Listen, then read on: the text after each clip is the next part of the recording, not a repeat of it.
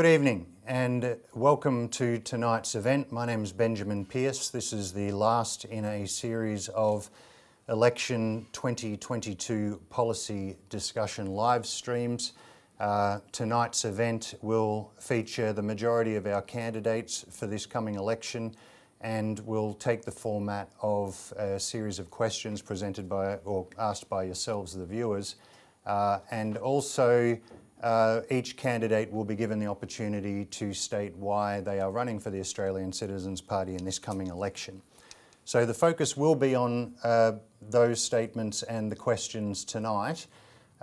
We will be opening with a brief presentation or a summary briefing, I should say, from Jean Robinson on her campaign trail over in Western Australia.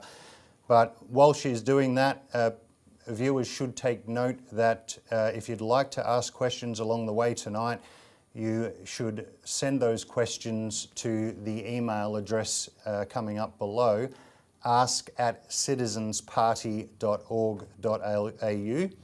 I'll restate that in a little moment, but please take note of that and send through any questions you have to that email address. Before we get started though, I'd like to introduce our candidates tonight. Firstly, running in the Senate for Victoria, we have Robert Barwick and Craig Isherwood. Running for the Senate in New South Wales, we have Kingsley Liu and Anne Lawler. Running for the Senate in the Northern Territory, we have Trudy Campbell and Peter Flynn. Also running in the Senate, this time for Western Australia, we have Denise Brayley and Jean Robinson.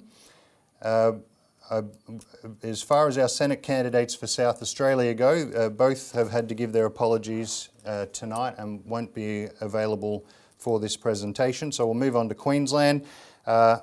Two candidates in Queensland, Jan Pacullis is on the call with us. Rod Doll has also had to give his apologies. And then we have our House candidates around the country. We have apologies from Alexis Garneau-Miller, our candidate from Cunningham. But on the call with us tonight are Paul Borthwick, our candidate for Robinson in New South Wales, Wen Zhou, our candidate for Sydney in New South Wales, and we have Thong Lee, our candidate for Lingiari in Northern Territory, and our four Victorian candidates, Ryan Dare for Chisholm, Glenn Vesey for Hawke, Chris Lay in the seat of Mallee, and Jeff Davey, our candidate standing in the seat of Nichols. So welcome all our candidates to tonight's event. I think we can pretty much get started from there. Again, send your questions through to ask@citizensparty.org.au and we'll endeavour to answer those questions as we go. And without further ado, I'd like to hand it over to Jean, who's got a report for us from Southwest WA. Thank you, Jean. Hello everyone, welcome to our wonderful launch. This is going to be a historical event before we have the election on Saturday. I'd like to congratulate all the other candidates for all the fantastic work they've been doing, campaigning, and particularly to our head office with a team of wonderful people who are helping and supplying a never-ending supply of campaigning material. What I've been actually doing, because this is the fourth time I stood for the Senate for the Citizens Party, and I've been on the campaign trail for a couple of weeks, endeavouring to go to as many towns and places as I possibly can. And what I've been particularly concentrating on, because we have to look at the longer view of what Australia's facing, the collapse of our banking system, housing bubble, and pretty well everything really. So what we need to do, of course, is very urgent. So with that in mind, I've concentrated on going to all the councils in particular, because we want to keep on following through with them, particularly on establishing Australia Post Office as a public bank, because that's the number one issue that needs to be addressed. And then also I've concentrated on any MP offices and also institutional layers, government institutional layers. And very different this time to what I've done in the past. I've actually concentrated on doing lawyers, accountants and real estate agents, because historically, they have never ever been interested. They usually slam the door in your face and tell you to leave. But I must admit, this time I have not had a single case of that being done to me whatsoever. It's actually quite remarkable, the shift that you actually see in the population. So I found that the businesses that I've done, you know, because I just go to each house, do the service stations, and I do all the more public places. And then when I've got time, I concentrate on going business to business. And what I've found is that most people are quite shocked to actually realise the desperate situation we are is economically and financially. And not only that, they're actually quite happy to take a lot of their flyers and put them on display, you know, even in government offices, and which has never happened before, and even in councils actually too as well. So last week I did about 8 towns, and it's really quite shocking, because I've lived in the southwest of Western Australia for most of my life, and I've been to these places many times before, even campaigning. And what we're finding is a complete destruction of every town, because they're losing all the essential services, particularly banking and education and healthcare and many businesses. So they're, you know, everybody's starting to pay attention, and the fact that, you know, the housing bubble's made accommodation too expensive, so nothing functions. So basically, last week I did 8 towns, and this week I think I'm on my 6th one now. So, and what is quite remarkable today is I've been back to places that I've been to many times before, and they were willing to take, because they're also post offices come everything, so they're willing to take enough flyers to actually put out in the mail straight away, which is usually not unheard of with people in post offices, because usually in elections you've got to book months ahead and you've got to pay a lot of extra money. So that's been a really good advantage. So it's been really quite good recognition. So I think what we're doing here is we're launching the beginning of a way of educating the population and getting them to become, as our motto says, take responsibility as citizens, because that's what people actually don't grasp. And you know, they're absolutely totally fed up with what's going on, and a lot of them see actually no hope. So we're Citizens Party is the answer, and everybody should join up and help in the campaign. And this is just the beginning. We've got to continue fighting. Thank you. Well, just before you run off there, Jen, because I know we might only have you for a short while because you're on the move there. So perhaps you'd like to just quickly expand on that and say why you're running for the Citizens Party in this election. Because the Citizens Party is the only party that's qualified to actually do what needs to be done. We're the only party that's got the right, correct solutions. More importantly, we actually know what the problem is, who the enemy is, because, you know, the system that we've had for the last 40 years has completely failed. So, and coming from a farming background, I recognised a long time ago that the policies weren't working. So that is why I have been part of this movement for 29 years, and I'll continue to do so, because there's nothing out there else that's ever going to change it, because they don't have the conviction and they don't have the backing of the people, and that's what we are. We're a people's party. This is about people's power, and this is about changing the system for the better, for the future, for everyone. Okay. Thanks, Jean. Let's move on to the first of our questions tonight. We'll start with our flagship policy, the Post Office Bank. So this first question comes from Sally of the Hunter Valley. She asks, my question concerns pork barrelling by politicians to win over voters, especially those living in marginal electorates. I really like the Citizens Party's policy for a government-owned bank and for Australia Post to become the outlet for that bank. That would mean branches everywhere. Everywhere there's currently a licensed post office, I assume. Your policy platform claims all levels of government would be able to borrow cheaply from this bank. That seems like a genuine level playing field to get funding for all electorates and a way to end the pork barrelling. Am I being too optimistic to hope this is the case?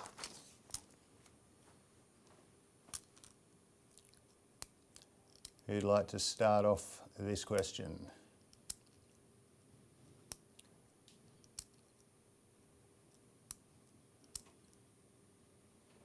Robbie, is that Robbie's hand up?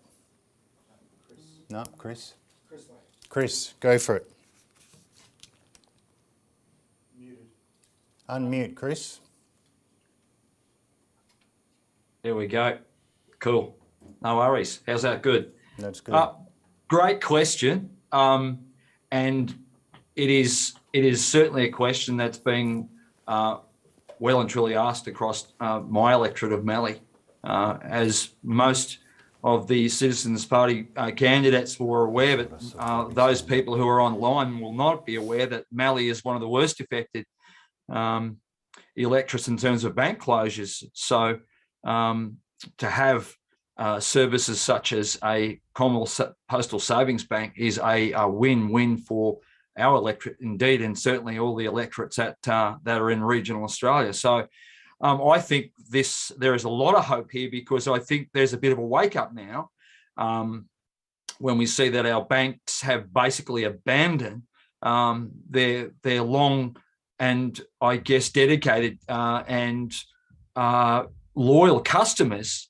And I think a lot of people are feeling very, very let down. And you could almost say it's like a best friend sort of stabbing you in the back. It's kind of, they can't believe it, but that's the truth and that's the reality. So I think people are now aware that this can be quite easily a reality, irrespective of whether one or all of us get up and win our certain candidacies. We can certainly have the power of the people behind us. So yeah, lots of hope here. And I'm very hopeful and very optimistic that we can see something change and see some positive development with a Commonwealth Postal Savings Bank. Absolutely. I hope that all my fellow Citizens Party's members are all in agreement. So why are you running for the Citizens Party, Chris? Why am I running for the Citizens Party?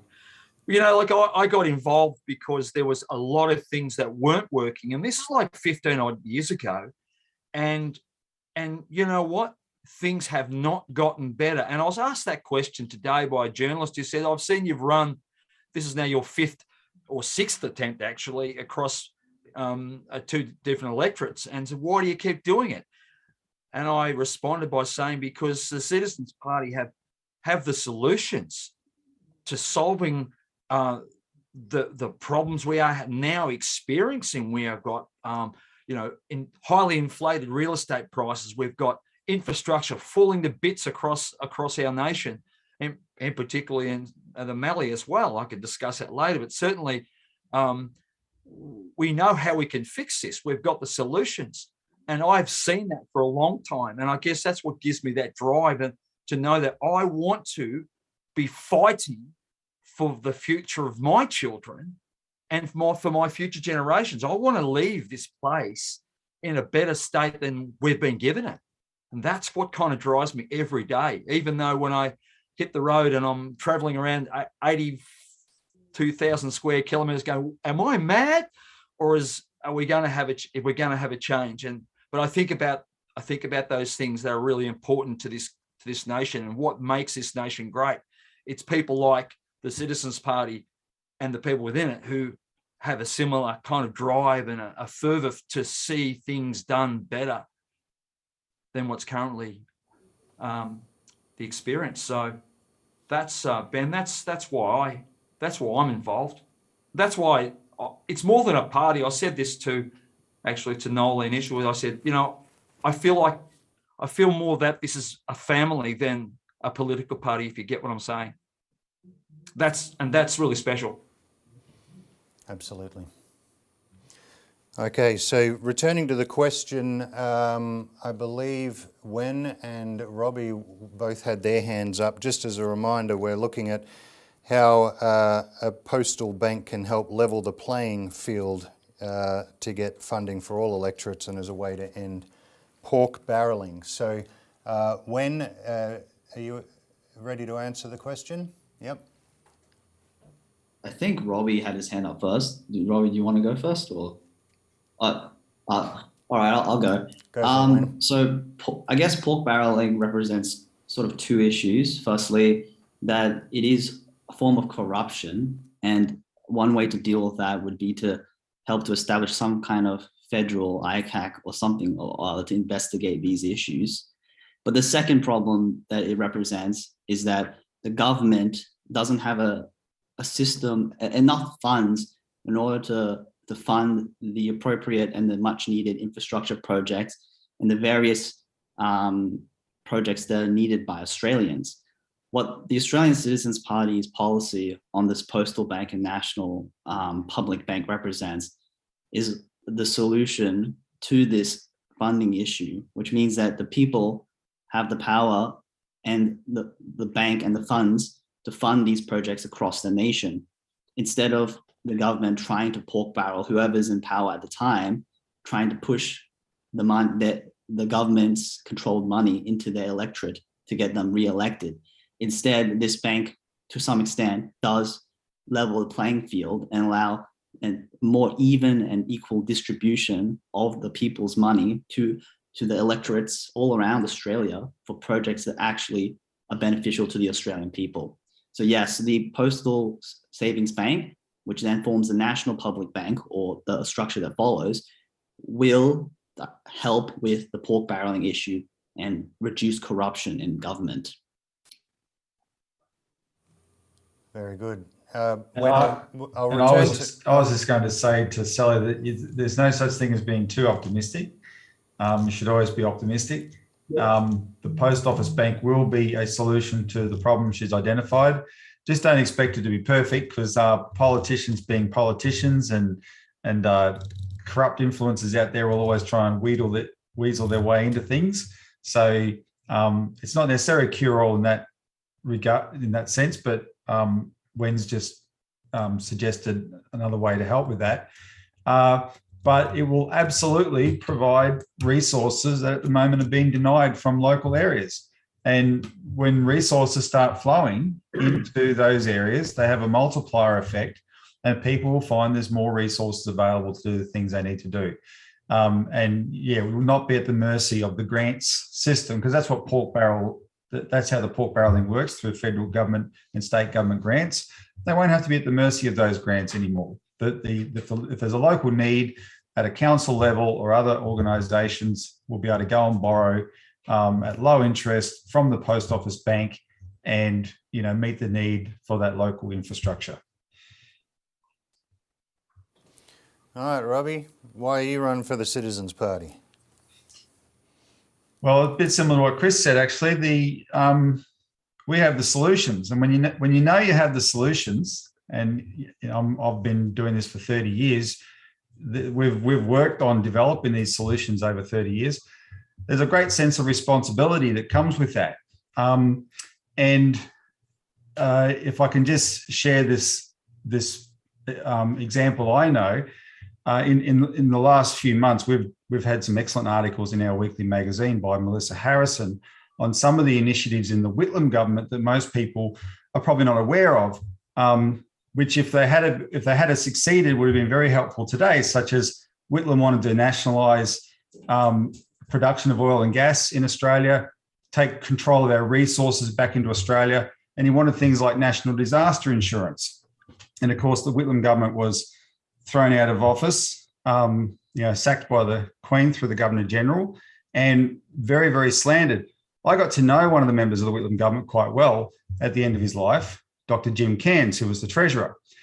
And I have a great appreciation, having known Dr. Cairns and studied the things that he was trying to do. He was a real driving force in that government, and he knew he had solutions that would help people.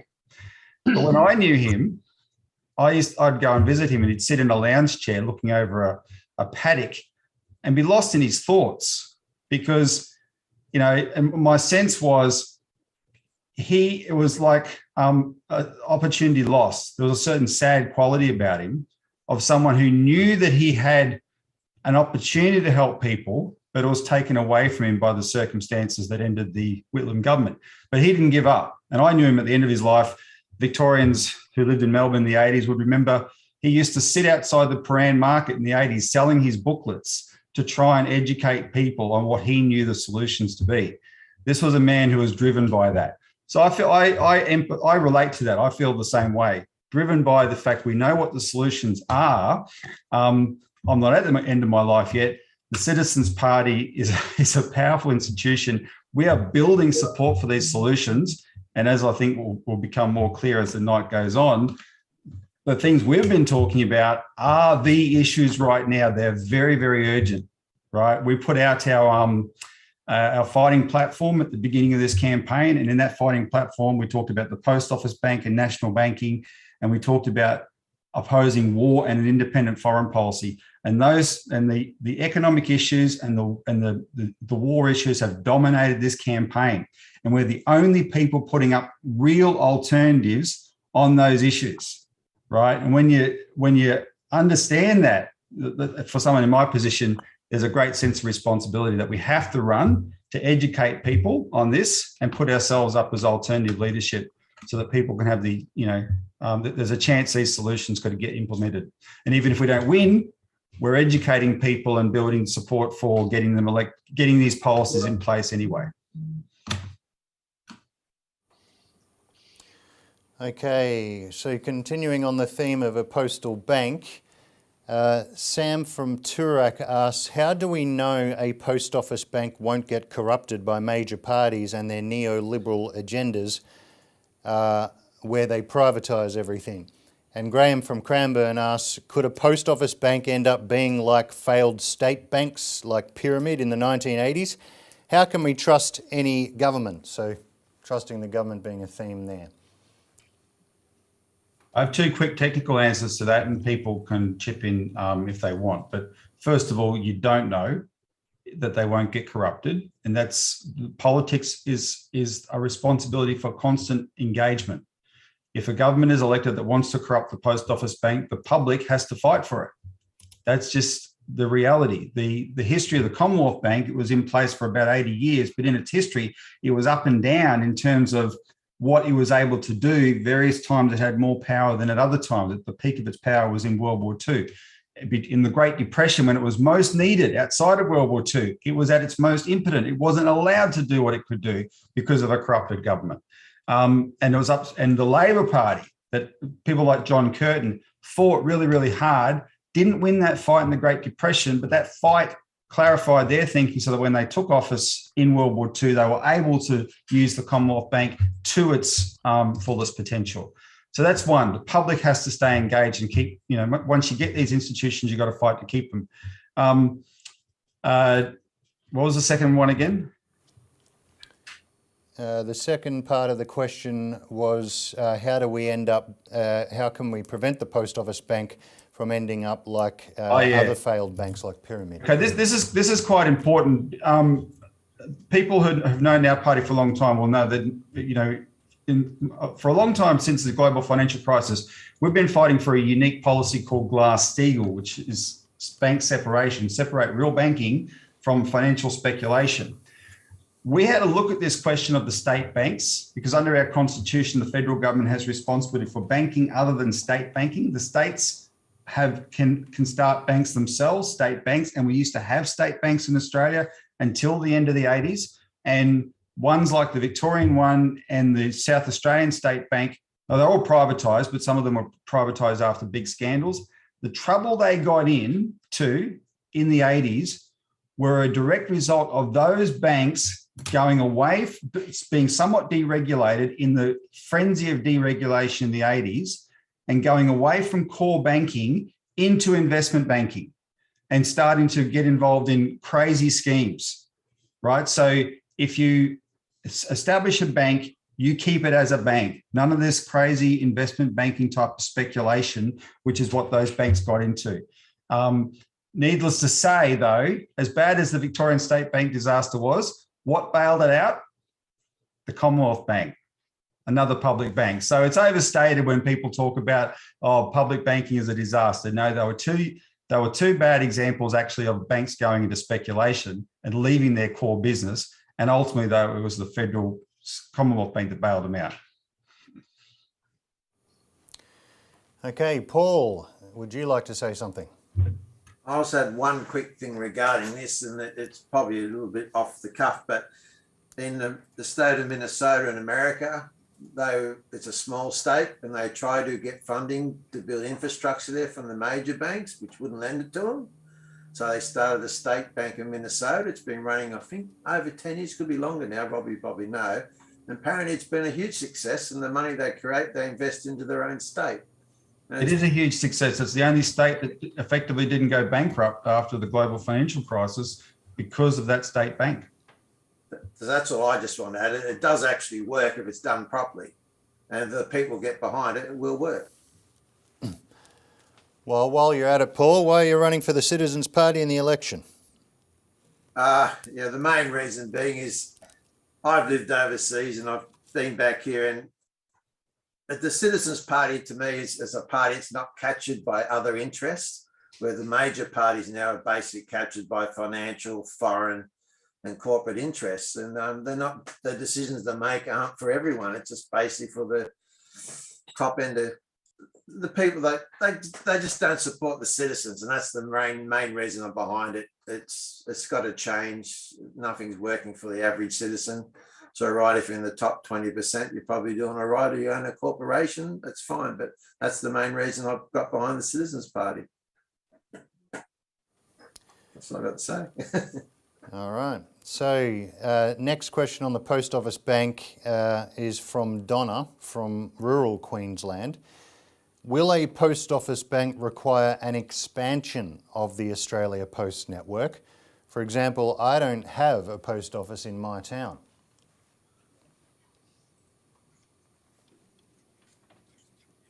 It actually will. This became quite evident last year when we were talking about this with people involved in the postal system.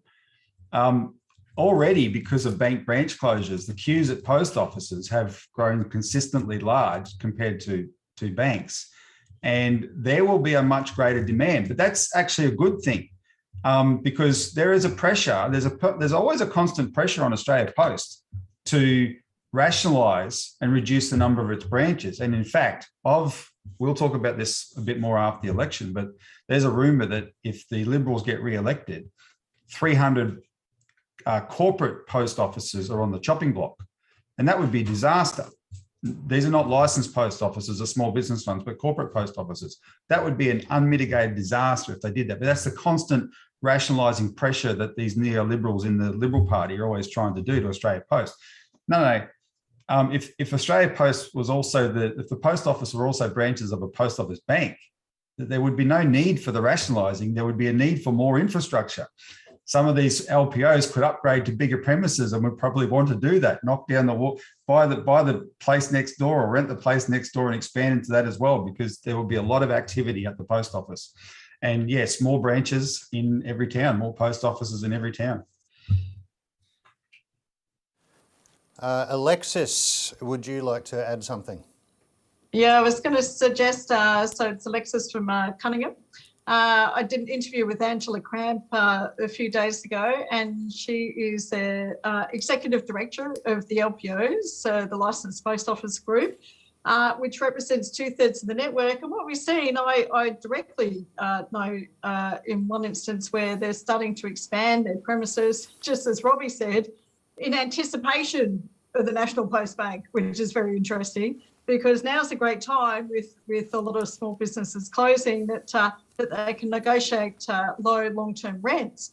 So I think what you're going to see, especially with this increase in work at home and self-employment and online small businesses and creative ways of distributing small food businesses, that there's going to be a huge revival and a much greater need for the services of the post office, and small businesses are going to be inclined to want to do all those services in the one spot. So I think that, you know, part of the reason why I put my energy behind this particular project and the Citizens Party itself is that they're very simple solutions to what seem to be very complex problems.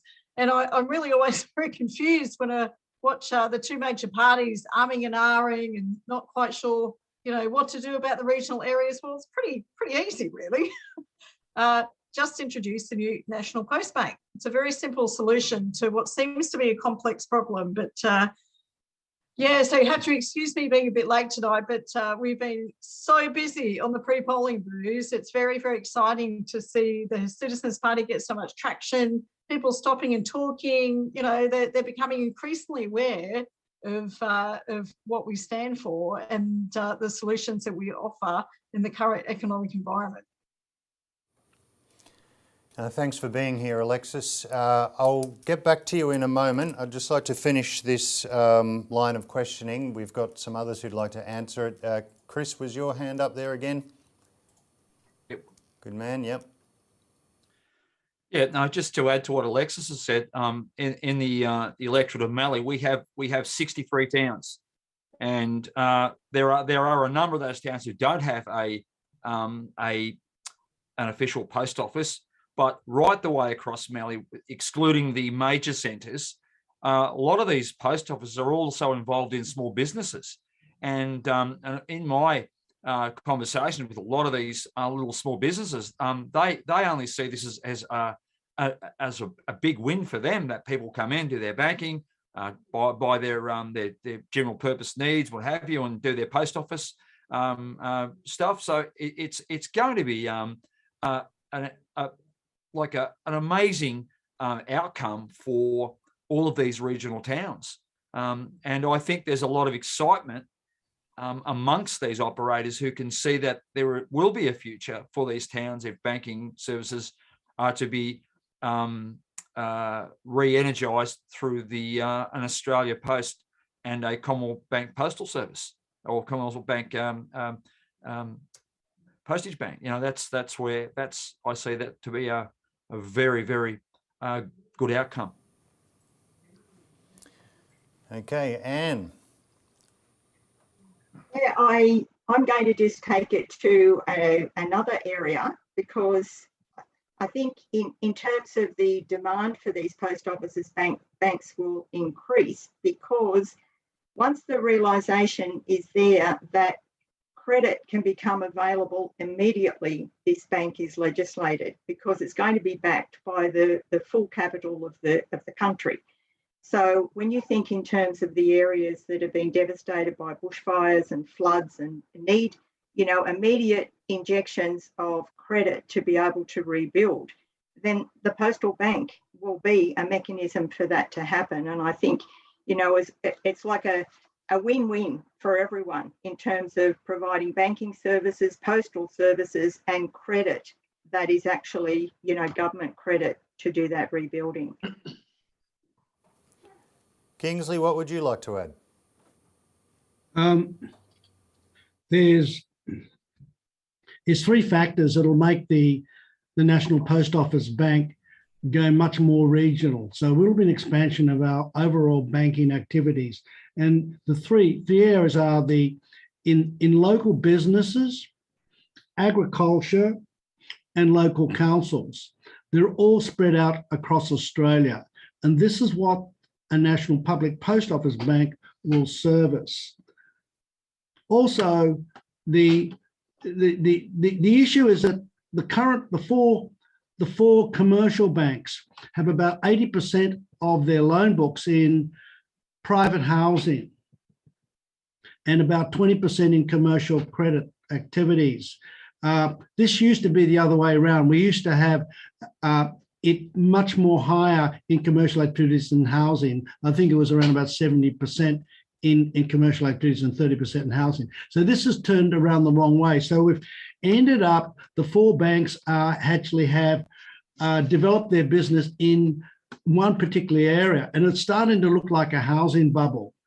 So a National Public Post Office Bank will bring our economy back from a false economy to a real nation-building economy.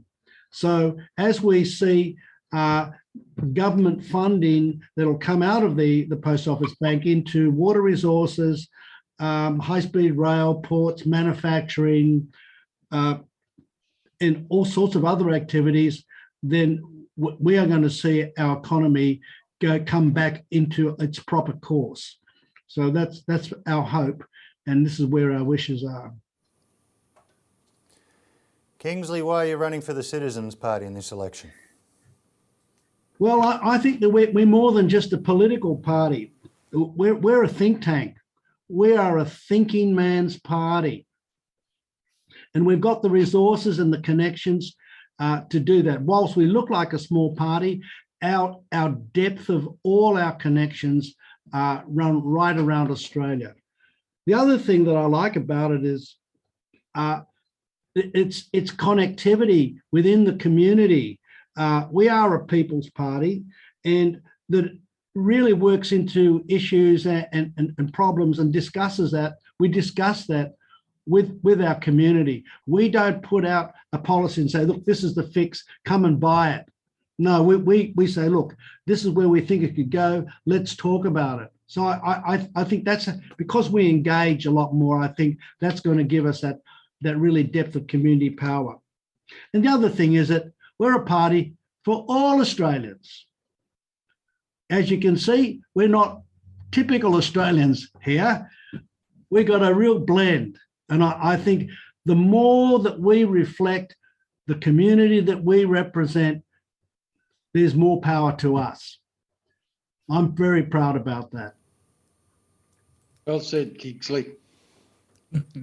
Absolutely. And I'd also like to return to Alexis to answer the same question. Why are you running for the Citizens Party at the election? Alexis? I could go for the long answer, but I'll go for the short answer because I think Robbie probably summed it up earlier, which is it's a big responsibility looking after a community. And I've been involved in those aspects of, mental, social, physical well-being, and I'm also the VP of Neighbourhood Connect, which is a nationwide charity that supports ending loneliness in Australia and helping neighbourhoods work together for the common good. And that's the micro. And then the macro is, of course, working on behalf of the nation. Is that it's a heart-centred daily dedication, 7 days a week for the Citizens Party, and I know that all my peers would feel the same. And the tagline probably sums it up about citizens taking responsibility, is that I think when we talk about it being a think tank, it's great minds gathering, and the 30 to 40 years of deep work that they've done as a party, that we've done as a party, and then connecting to the intelligence of the Schiller Institute, and some of the other very, the thought leadership, the visionaries around the world who are looking at Australia to say that we can be a leader in peaceful economic development. We can, and we have to just step into that space and choose it now. And that means that we work with all parties, which is one of the main reasons why I continue putting so much time and energy into the Citizens Party and our relationships with all the other parties, because only by maturing how we function as a country now can we endeavour to manifest the vision that we're capable of. So yeah, it's very exciting, and even just in the region of Cunningham, which is south of Sydney, so the Wollongong area and surrounds, we're making quite a deep impact. And I think the fact that I get so many phone calls and that so many people want to stop and talk about what they've heard, what they've seen, what they've read, what their friends have talked about, or their family members have encouraged them to look up our content. It's really quite astonishing. It's very moving to see that we're moving hearts and minds in the direction that we want to go in, which is to the common good, and the fact that we can have a very abundant economy for our entire country and our neighbours. So peacefully working together is the way forward. Very good. Thank you, Alexis. We'll have one more question loosely associated with the postal bank and then we'll move on. This question is from Stephanie Cridland and she asks, how many of us, if we all just withdrew funds from the existing banks and pooled our funds into a citizens shared bank, how many would it take to unsettle the players? Why wait for the federal or state governments? Sorry, what was that?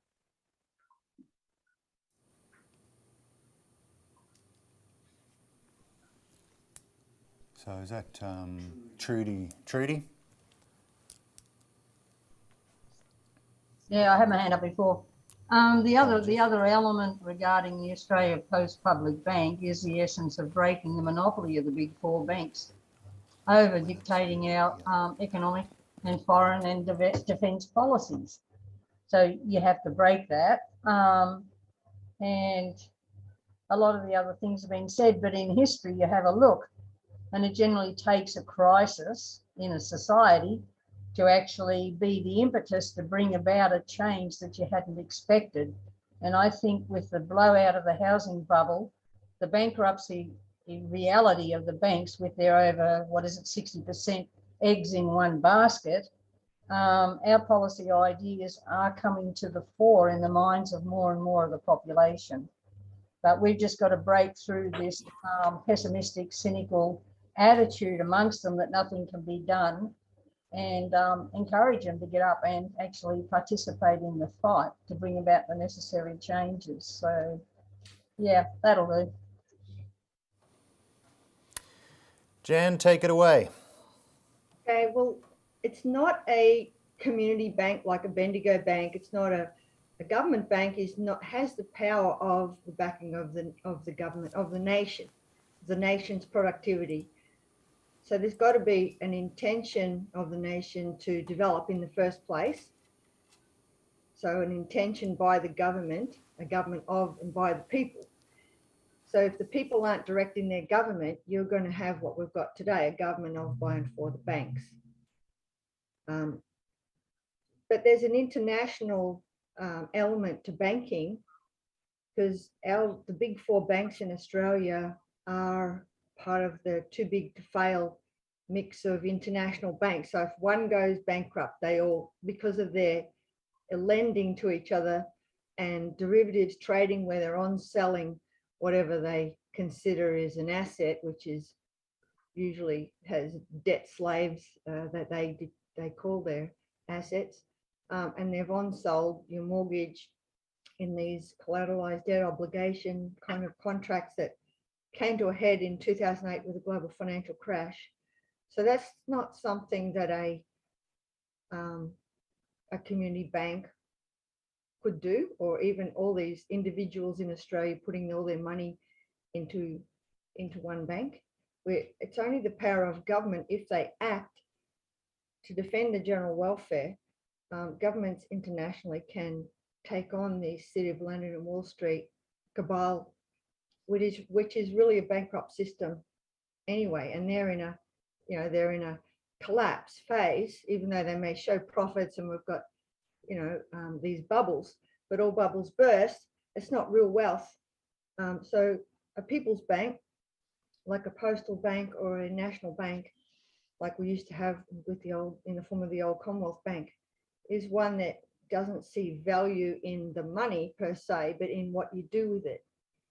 So we did build this nation with government credit, build the infrastructure that's like things like, the canal system and the Murray-Darling Basin system, the water projects, even as bad as the railways are, and they still don't join up, we did build this infrastructure initially, and ports and power stations and all sorts of things that have been sold off over the decades. But that's the power of government if it's directed and has the right intention. It's not just a bank. Okay, Jan, why are you running for the Citizens Party in this election? Okay, I've written something. I've run as a Citizens Party candidate at least 5 times now, and I asked the Australian people to genuinely trust me. If I was going to turn corrupt, I would have joined the Liberal Labor Bankers Coalition way before now and got myself elected. Instead, I've stuck to principles. If I was Prime Minister, I would simply tell the people the truth, looking at the big picture. We've had 40 years of globalization and free trade, privatization, deregulation, economic rationalism that's destroyed everything as intended. And that's the thing, this system that we have now, it's intended to destroy our nation. The carnage started with the sell-off of the old Commonwealth Bank, which was government owned and government controlled and used to build the nation, and our recovery will start with that. We've got to get that capability back. If we don't, we're dead. Now, if you think ahead 50 years, as if you're dead already, what did you live and die for? That's what I want people to think. What are you living and dying for? Therefore, I say, like US President Franklin Delano Roosevelt proclaimed at the height of the 1930s Great Depression, there's nothing to fear but fear itself. What we must do is help coordinate a just, orderly bankruptcy reorganization of the banking system, because it is bankrupt. And Australia can't solve the global financial crisis alone. But when we lead with a fight for a post office bank, it has revolutionary potential, and the enemy knows it. So let's bury the stinking, rotting corpse of globalization, free trade, etc., and start afresh with a post office people's bank to build our way out of a depression. That's why I'm running for the Citizens Party. No other party. No other. And Wen, did you also want to address the last question about pooling funds into a citizens' bank and not waiting for the federal and state governments? Just on, sorry, can you see me? Yep. Okay, just on pulling out funds and unsettling the big 4 banks. I think the big 4 banks were already unsettled by the possibility of the post office becoming a postal bank. We saw that with the Christine Holgate scandal. As soon as she essentially struck a deal, $100 million plus deal to provide services for the big 4 banks, you saw what the Liberal Party essentially, or the government at the time, what they did to Christine Holgate and what they did to the postal office. It almost sort of indirectly proves that like this kind of banking, just like the formation of some public banking structure would threaten, they would never sort of kind of break up the monopoly, so to speak, not very quickly. But what would happen is would apply greater pressure on the big 4 banks to provide actual quality services to Australians. I think that that's an important aspect of it, is that they would then give better services. They would take more care in dealing with Australians. That's something that's very important from this postal bank as well. And we know that this postal bank, without even having to, because we can't direct people to withdraw funds and stuff, that I think that there's an illegal, that's kind of unlawful, I think, because it's something like financial advice.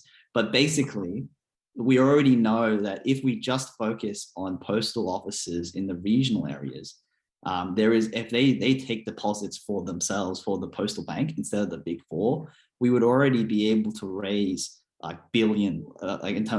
raise billions of dollars, and they're able to provide loans worth quite easily into the tens of billions of dollars every year.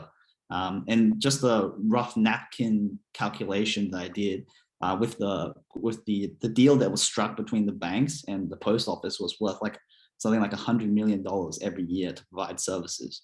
So we know that the banks are making more than $100 million every year from the deposits that they're taking regionally, because the banks, they exist for profit. So we know that they're making more money than that. So if their margin for the deposits, say, is like 1%, right? So that means that 100 million is only worth 1% of the total deposits, something like that. So we could times that by 100 or something. So they're getting about 10 billion or something dollars every year in deposits from just the regional post offices. And if we multiply that by, say, 5-10 times for loans, because that's normally the minimum threshold or something that you need in order to loan out money, like what the normal banks are doing, you're getting like something like $50 billion in loans every year to put into projects and stuff.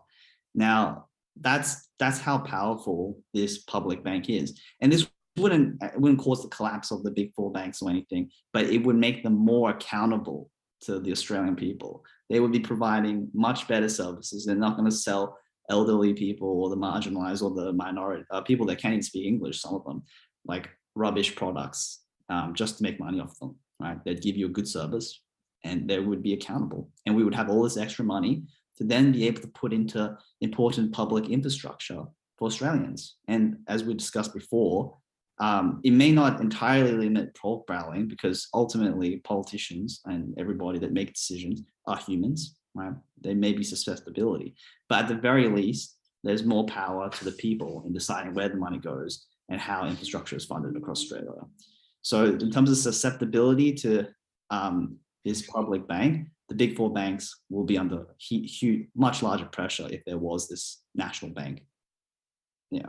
And can I just add quickly in response to Stephanie, if you tried to do it with just some kind of a co-op type of arrangement, encourage, come on everyone, just pull your money out and pull your money, that's a huge logistical task to organise. And if you were starting to be successful, you will come under enormous attack by the private banks. They will undercut you. They are very powerful. They do not let competitors last. They either bankrupt them or buy them up. That's how the big four banks work. But the premise of what Stephanie's saying is collective action. It's like, can we act collectively to do this? Well, a long time ago, our forefathers and mothers did act collectively, and they invented this thing called government. That's what government is. It's the collective will of the people. We have to take government back over to make it do it's there to be used, right? But if it does it, because it already represents the collective will of the people, the big four banks cannot take it out. It is the one entity that can break their monopoly. All right, just back to you, Wen. Why are you running for the Citizens Party at this election? So last year, I ran for the City of Sydney Council elections, and my main policies that I was pushing for as an independent councillor candidate was the cost of living.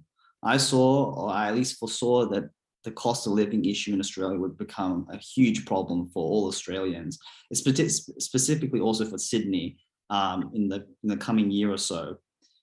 This was before any other party was even talking about the cost of living and the pressures on everyday Australians. And this year, I joined the Citizens Party because I believe that they have the solutions to help with the cost of living, specifically with the National Public Bank. I believe that the National Public Bank is one of the greatest solutions devised in order to address the cost of living issue in Australia by providing low credit funds, not only for infrastructure, but into some way to extend affordable housing and to help Australian businesses fund Australian businesses and develop. I believe in the Australian Citizens Party, and the policy around national banking, I think is the key, the key to helping the cost of living in Australia. A lot of the other parties, and the cost of living right now, the most important thing is, for example, on affordable housing and the transition to renewable energy and everything. But none of the parties have the right solutions, or they don't have anything of substance to facilitate these plans and policies. I believe that this national bank is the solution, and also very important to helping to reduce the cost of living in Australia. That's why I'm running for the Australian Citizens Party. Thank you, Wen, and thank you for segueing us into the next group of questions, beginning with one from Mark Berry. This touches on the postal bank, but we're moving into housing affordability now. If a postal bank makes house finance more accessible, housing demand will increase further, like the major party policies. What does the Citizens Party advocate to address the supply side of this issue?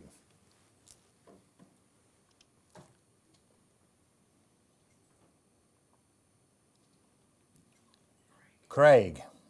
Oh, well, this is a large issue, but it's a good one. It gets to the core of the issue of the fact that there isn't enough low-cost housing available in this country. And one figure I heard is that we need 500,000 affordable dwellings built in this country. Right, so you can't solve these sorts of problems by allowing market forces simply to dictate how things are going to go. And this is why we've called for a great degree of more social housing. Kingsley can say more about this as well because he's been looking into it. But the effect, you can't do any of this whilst our country is under effectively a banker's dictatorship.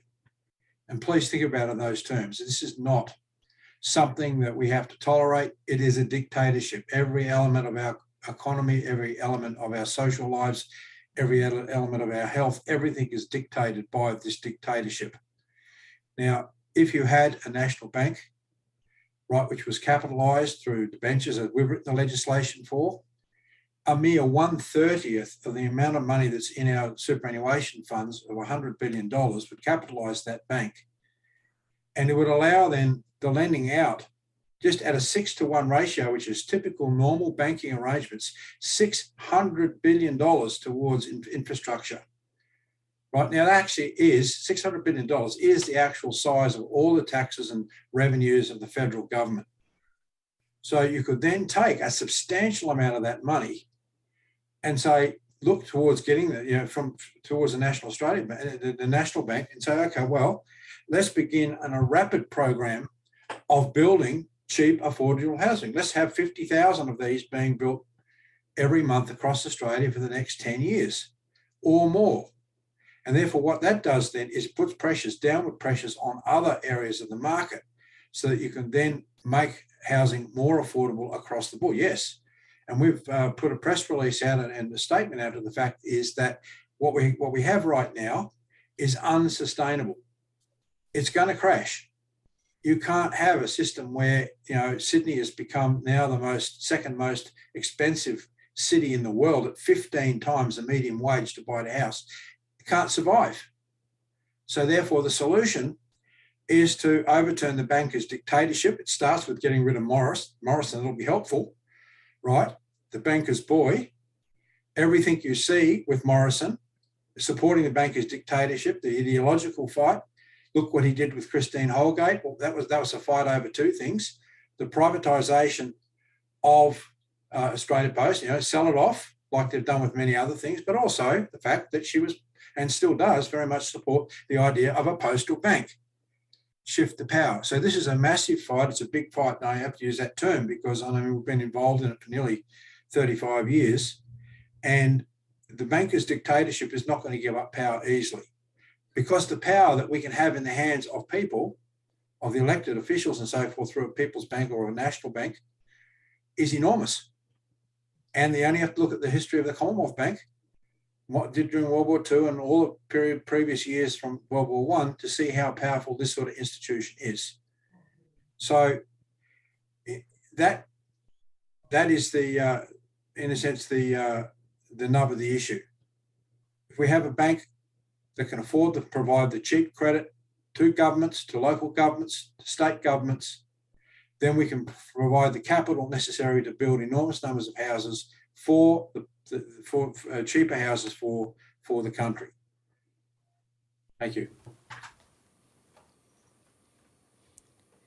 Kingsley, would you like to address the question?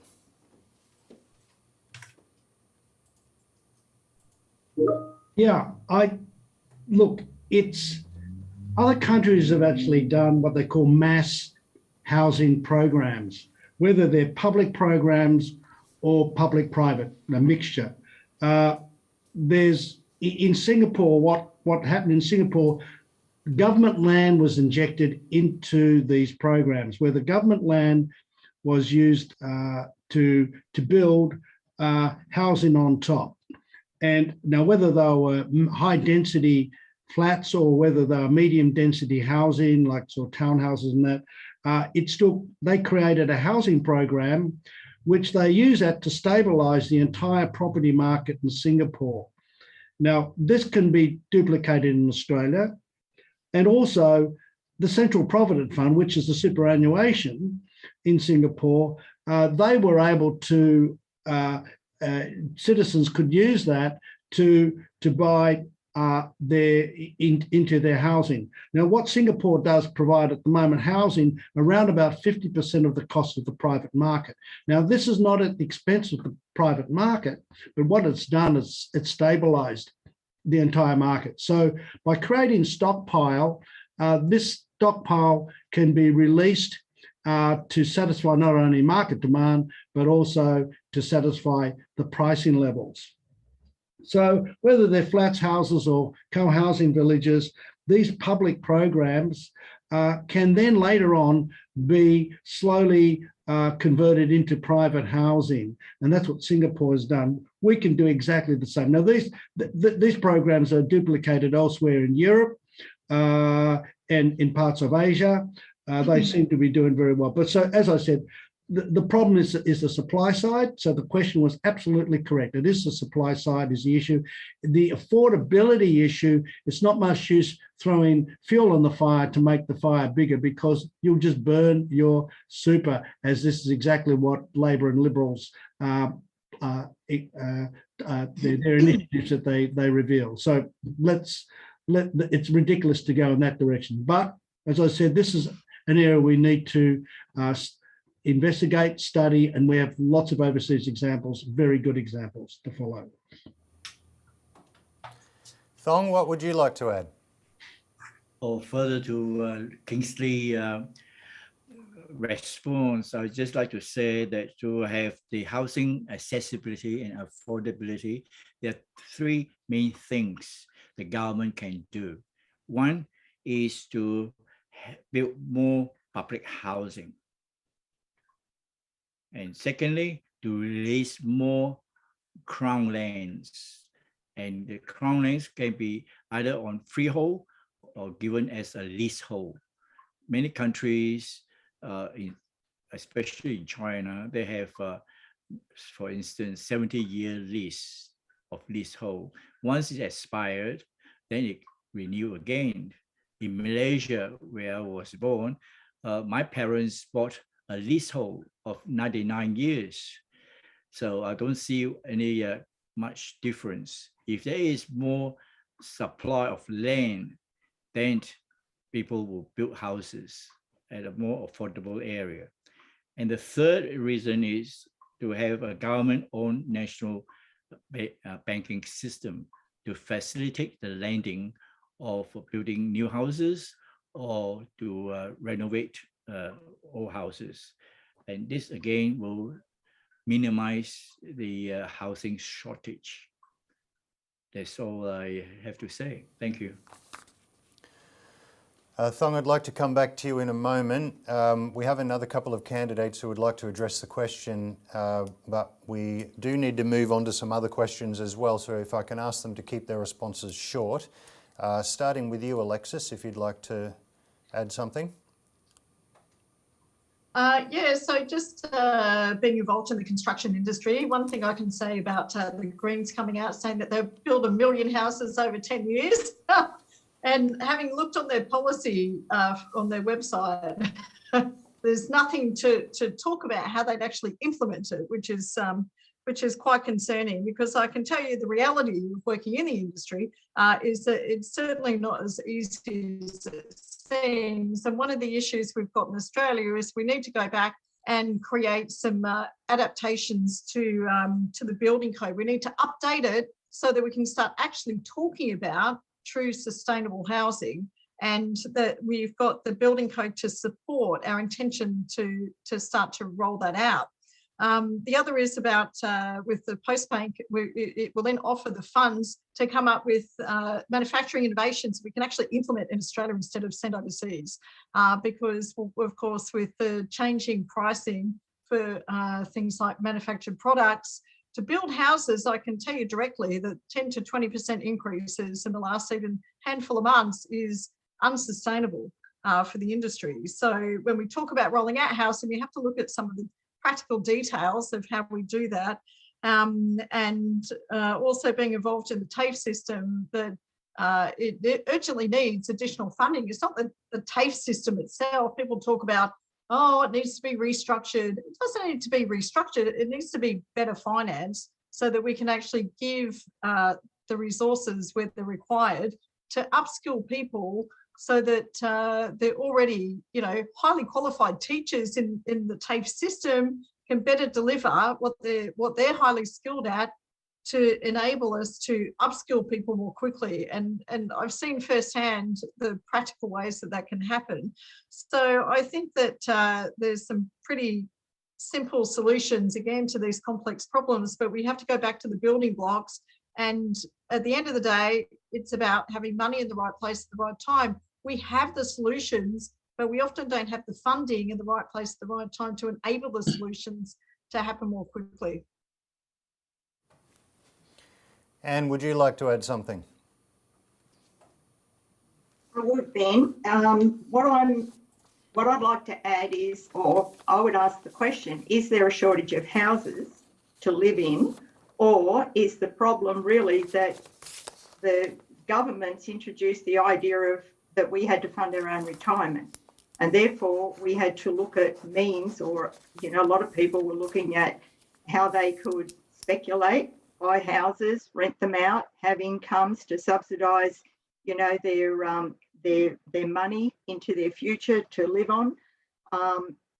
And you know what? How does that play into the number of loans that the banks then speculate with, which feeds into the derivatives bubble that needs to be, brought back into check? What role does the governments play in actually providing for developers to be able to profit out of selling houses? And, I think there's a lot of issues that need to be looked at to be able to bring this back down to a reality so that houses are affordable. And I don't believe that people being able to borrow through a government bank to be able to fund, to borrow or buy a house is going to be that's not the problem. And the problem is all of the incentives that are there at the moment to encourage the investment side of, buying housing, whether it's reductions in capital gains, whether it's, low interest. One of, I think it was Gerard Rennick, Senator for the Liberal Party, he made a statement in Parliament as to how much more it is costing taxpayers to fund all of the tax relief that is given to these private investors buying houses and, for superannuation, as opposed to just paying a decent pension like we used to. And, I think that is the rub of what's causing the problem.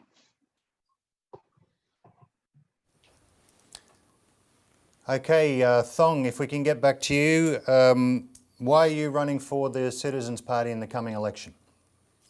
That's a good question. I have been always asking myself, why would I, at my age of 73 years old, want to involve in politics? Again, I was once an independent in 2016, and now having retired from the legal profession since 2013, I have retired into my mango farm. I'm quite happy. I'm very relaxed. I have a good well-being. Why should I stress myself out to involve in politics? Despite objections from my own family, I say, well, I'm very concerned. I'm very frustrated at the way the present government is running the country. It's heading towards a war with China. And worse still, we are heading for war at the behest of the United Kingdom and the United States of America. why should we have to go into war? Haven't we learned enough lessons from the previous wars that Australia has participated in? Look at the refugees, the asylum seekers, and the death of and destructions of millions of people. Haven't we learned enough from our returned soldiers who are lucky enough to be home in Australia after the wars? They were heavily traumatized. They suffer from post-traumatic depression. They have family and domestic violence among the veterans. They have the veterans are either maimed or physically injured in some way and having a disability, and our taxpayers' money have to look after them. Besides the veterans having a very good pension, and the government indeed have look after them. So all these terrible things that the government is hating is not to the welfare and for the common good of the Australian people. So I decided to join the Citizens Party that I seems to empathize with the goals and the likely outcomes that will come about if we can garner all the people or most of the people to form a government that is of the people, for the people, and by the people, for the common good. And that's why I'm running for the Lingiari this time. That's it.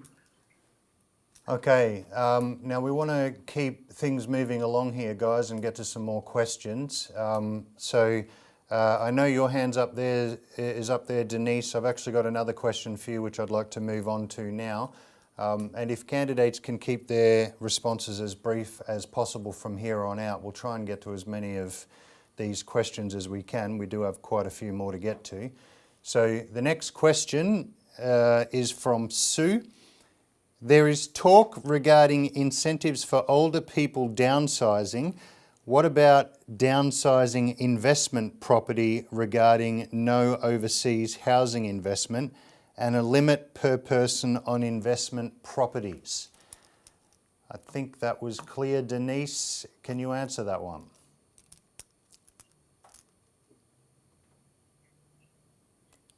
And remember to unmute.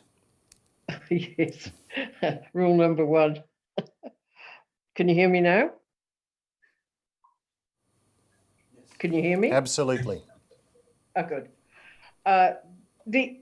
The issue that have been discussed and with some of the previous speakers is incredibly leading us all to the understanding that the solution for more housing for people that don't have housing or don't have access to housing isn't just a thing about developers entering in there, making a quid and robbing the market blind and leaving these people with tragedies and out of their homes 3 years later because the affordability wasn't there in the first place. And with big banks involved urging that on, and with politicians that should know better that are allowing these things to take place.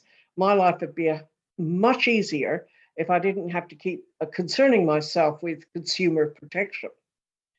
But I've watched in Switzerland, in England, in other countries throughout Europe, there are schemes out there for 99-year leases, but they don't have to be built by developers to sell them at an inflated price. In actual fact, years in the Victorian era, it started to suddenly come at the end of Queen Victoria's reign, maybe a little bit earlier. I'm not sure on that, but around that period, it was that every person that was a citizen of that country deserved to be with a roof over their head, food in their mouth, clothes on their back. And there were initiatives to try and maybe not perfect it, but get it going, get the conversation going. And this is where we really have to come back to that, because whenever we start asking governments, well, what can you do? Some politician there will definitely have a mate somewhere saying this is a good rule. And we've seen it in state politics, we've seen it in federal politics, and the people come out second best, the citizens.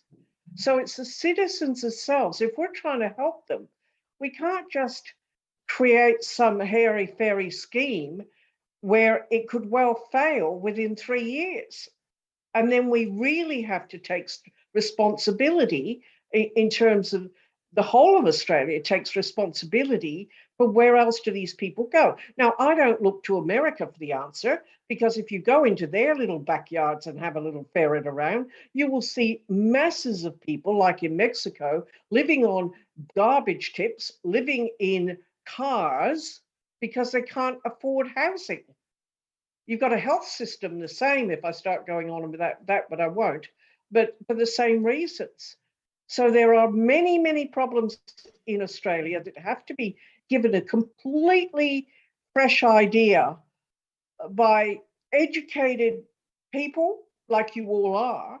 And that's what impresses me. We can sit down and have a qualified conversation on what the real issues are, but more importantly, what the most important solutions are that will be long-term. So in Switzerland, there weren't poor people there because everybody lived in at least a flat, and they had a 99-year lease on it, and or until they passed away. And there's a definite, I think that's what people are seeking, a long-term lifetime plan to be housed in a home that's yours, whether it's via tenancy, a lease, or ownership. That can all be sorted out in the mechanics of it, but certainly not in the hands of developers, not at all. Thank you. All right, well, just before you go there, Denise, why are you running for the Citizens Party at this election? Oh, I'm not really quite sure. I ask myself that each day. No, I definitely know. Of course I do. I decided to run for the West Australian Senate to give a voice to those people who have been unfairly treated by regulators and government departments. But I've done that for some years in each state in Australia, trying to help victims of several monstrous scams, all involving development, property, housing, all of them. So the federal, and at the bottom of that were big banks, of course, making their money out of the same, unpalatable products.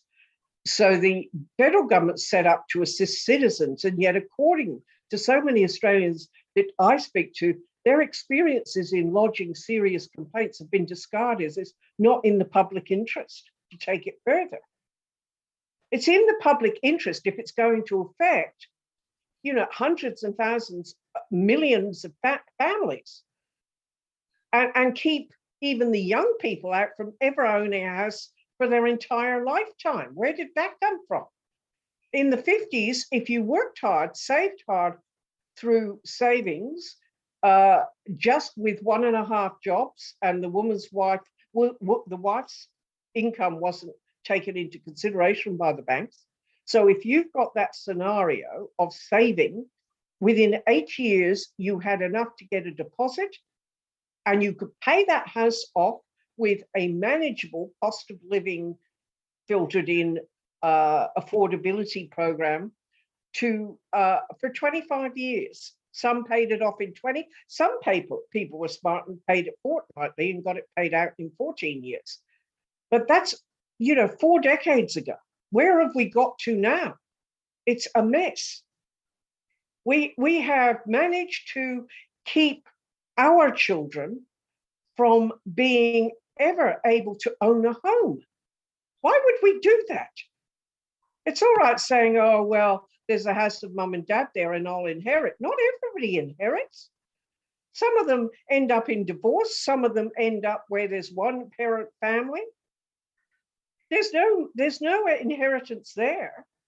And if there's 5 kids and it's divided by 5 kids, you don't get much out of that at all to buy a house. So I think we've got to completely rethink what we're doing for citizens in Australia. Every citizen is important, everyone. And if you ask me, I know you're going to ask me why I've joined the Citizens Party, it's this. It's a powerhouse of knowledge. That's what I found with the Citizens Party and why I joined it. And years of collecting experience myself, and from that knowledge develops ideas for all citizens to become involved in the growth of this nation and understand why we need to do that.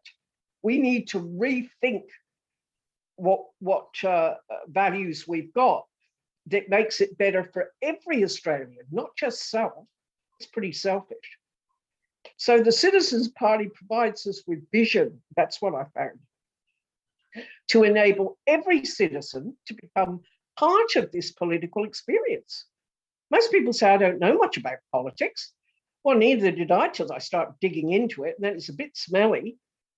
So particularly those who've been rejected or ignored by government on serious issues, disability, all sorts of things, aged care, massive problems there. There's no credible solution for public housing, and there's no plan to alleviate the cost of living that we can see that will work at the moment. And I think Australia not only deserves Citizens Party, it needs to become part of this movement. And I would be disappointed if more people didn't join on to what you are all trying to do. And you are the experts. I'm learning from you. You're learning a few tricks from me. We all help each other, and it's a wonderful family. Thank you.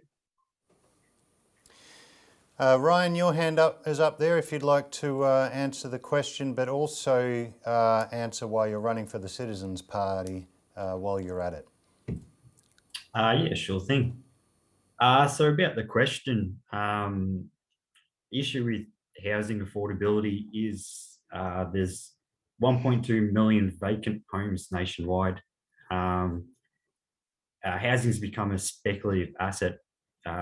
It's not just overseas investors and local investors that cause the issue. I met someone the other day that does a lot of work with the Chinese community, and he helps inform Chinese investors and home buyers that are being scammed by being charged fees that they shouldn't be charged. So it's the issue is it's a speculative market. It's not, yeah, well, that's the issue. The whole system needs an overhaul. It's not certain people buying all our houses. It's, yeah, an issue of banking. It's about government policy. It's the whole thing needs to change.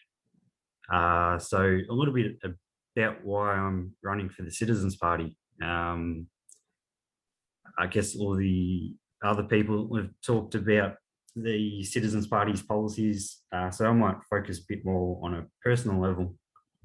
When I was younger, I tried to work out what I wanted to do with my life. Somehow I wanted to try and make the world a better place, but I had no idea how I could actually achieve that.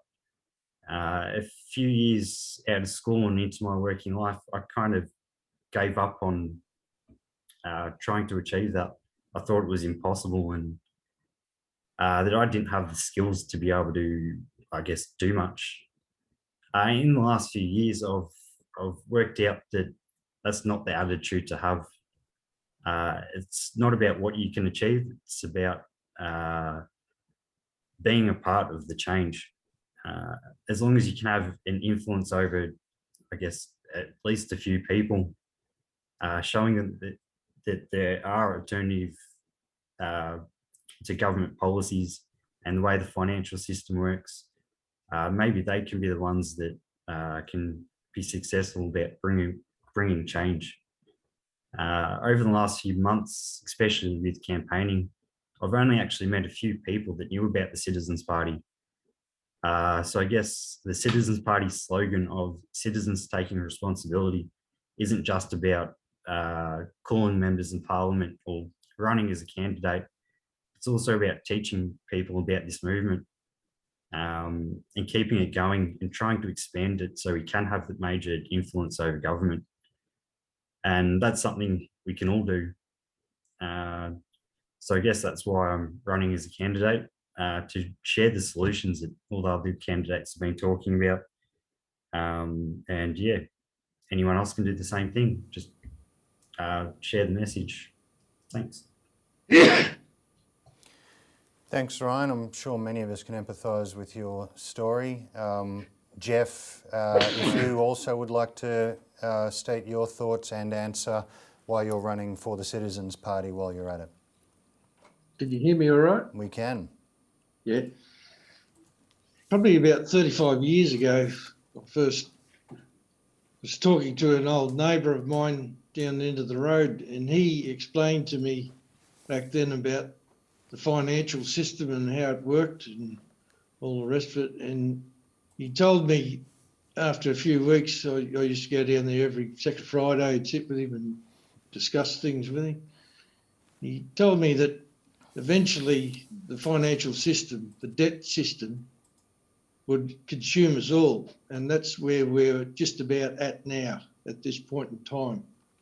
We're $1 trillion in debt. The state government's $180 billion in debt. And as time goes on, that debt's only going to grow. There is absolutely no way known that we could pay that debt off. The private banks are controlled by the City of London, Wall Street. The City of London's been there since 1150. So they've been at it a long time and they know the practices, what to use. And I just want to give you a quick quote, as I normally do. This is from a person who was pretty significant in world history. And he said, "The money power preys upon a nation in times of peace, conspires against it in times of adversity. It is more despotic than monarchy, more insolent than autocracy, more selfish than bureaucracy. It denounces as public enemies all who question its methods or throw light upon its crimes. The government should create, issue and circulate all currency and credit needed to satisfy the spending power of government and the buying power of consumers.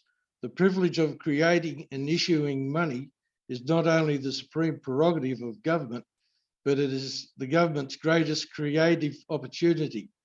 The financing of all public enterprise and the conduct of the Treasury will become matters of practical administration.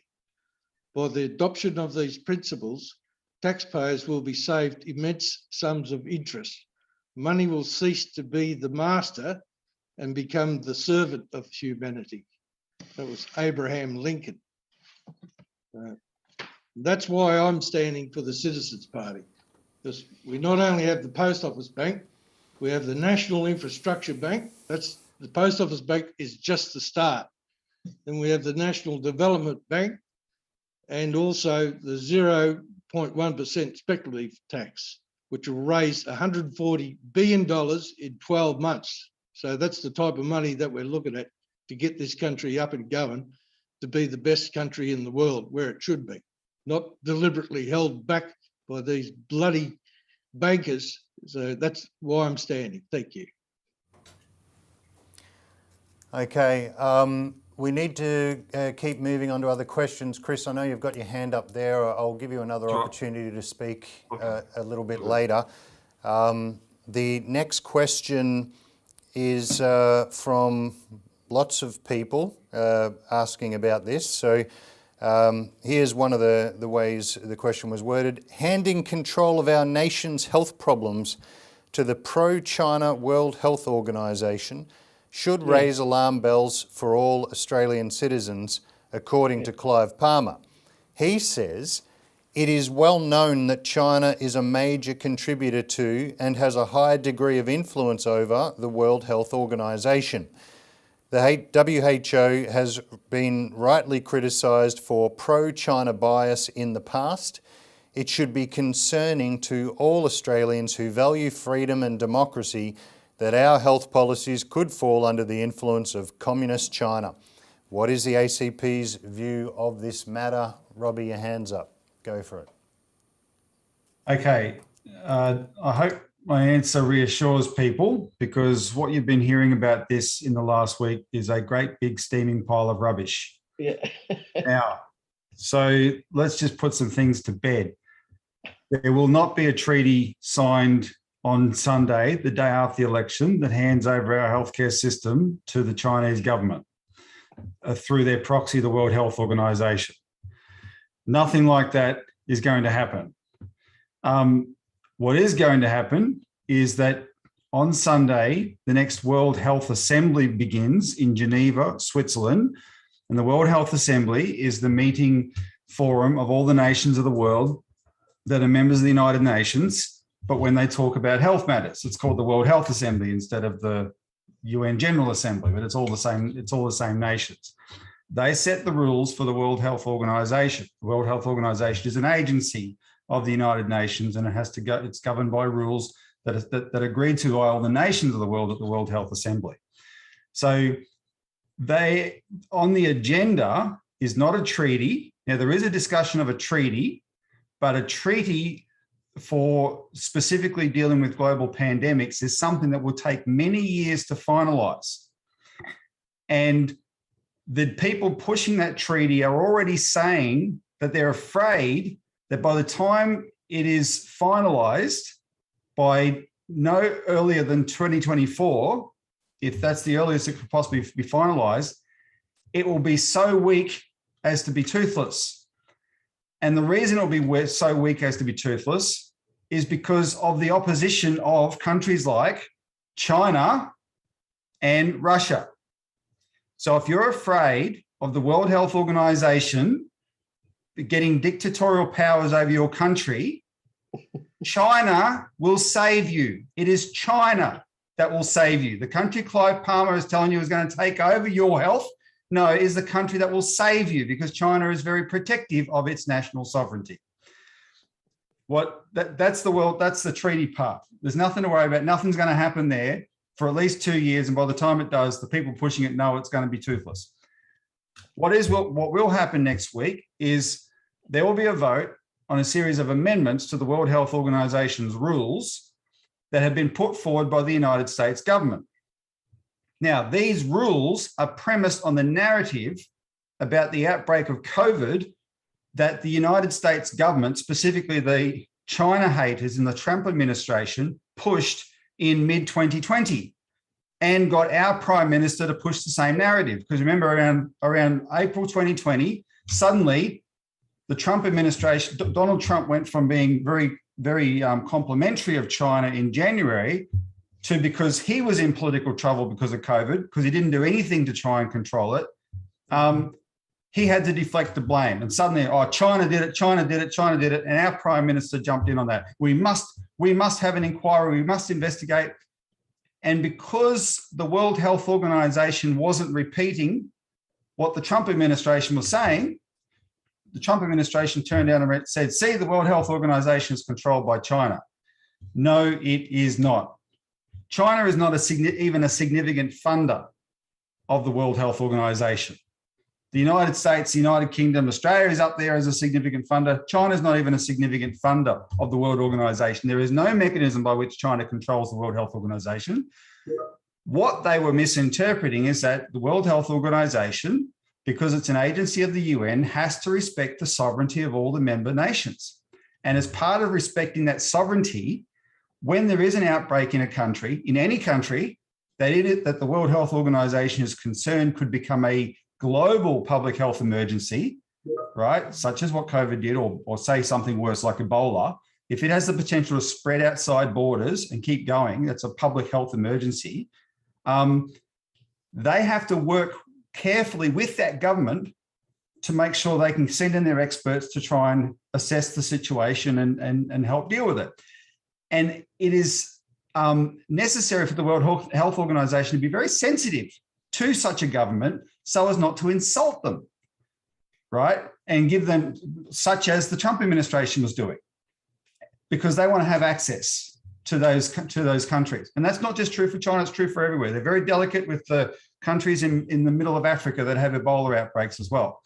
So the Trump administration turned that diplomatic sensitivity around and said, see, they're controlled by the World Health Organization. It was a garbage claim then, and it's a garbage claim now by Clive Palmer.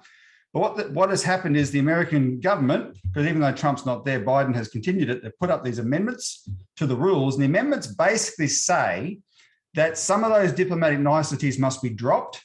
And from now on, the World Health Organization will be able to declare a public health emergency of international concern without the consent of the country where the outbreak is. The World Health Organization can do it unilaterally. Right now, they have to have the agreement of the affected country. It has to agree that, yes, this is an international problem. The Biden administration wants to change that so the World Health Organization could just declare it anyway. So what happens if they do that? Well, not much.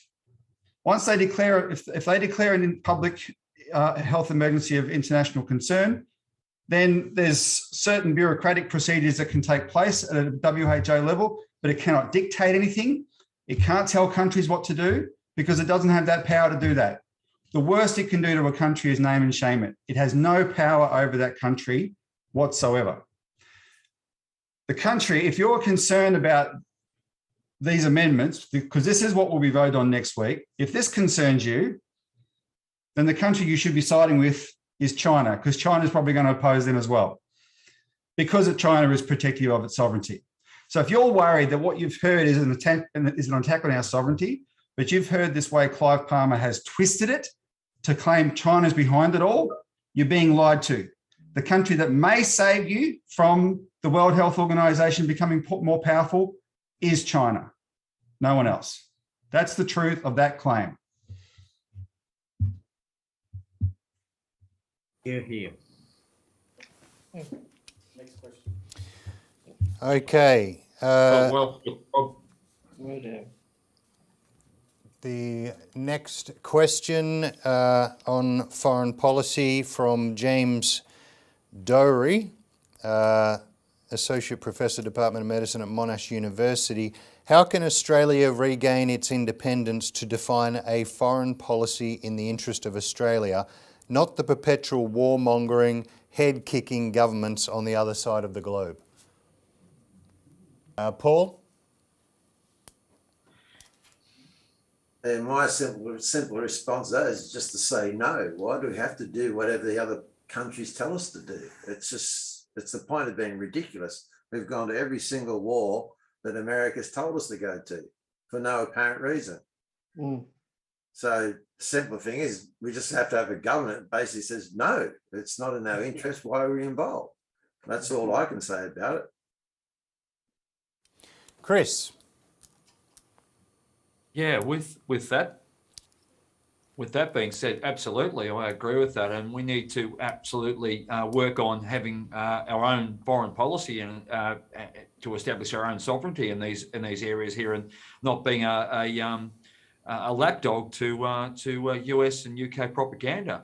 And more to that is we need to then start looking at repairing our relationships with China and just I guess reiterating what the 1973 one China policy that we've had long standing with China, and just getting back on that footing and some sensible relationships and just moving away from this war posturing that is currently quite prevalent in the current government at the moment, which is quite alarming.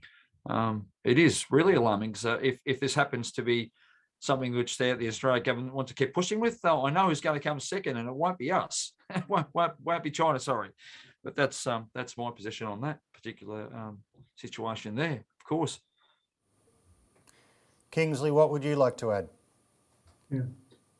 To have an independent foreign policy, the way forward on that is actually to bring into public discussion the idea of a defence policy that dovetails in with that of the independent foreign policy.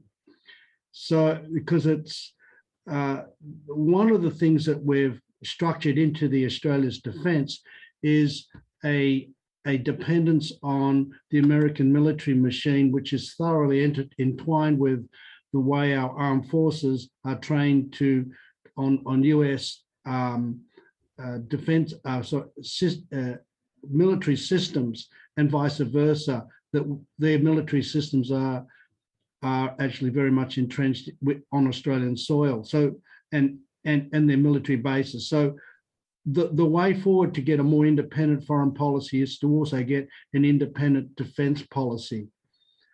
It's quite a big topic to go into, so I won't go anything more than that, except I would say a defence policy, we ought to be looking not at a long-range offensive capability, but to have a shorter range and medium range deterrent ability, very much like what Switzerland has. And if we do that, we'll be sending a very strong signal out there that we're not going to engage, we're less likely to engage in wars that will take us overseas to fight other people's battles. A strong foreign policy, I believe, built around diplomacy and support and helping very much our closest neighbours. That is in the Pacific and the areas of Melanesia, Micro-Indonesia, and that whole Pacific family, or stretching right out into the Pacific Ocean. That should be our best area of foreign policy and defence. I'll leave it at that. Okay, Craig, your hand is up.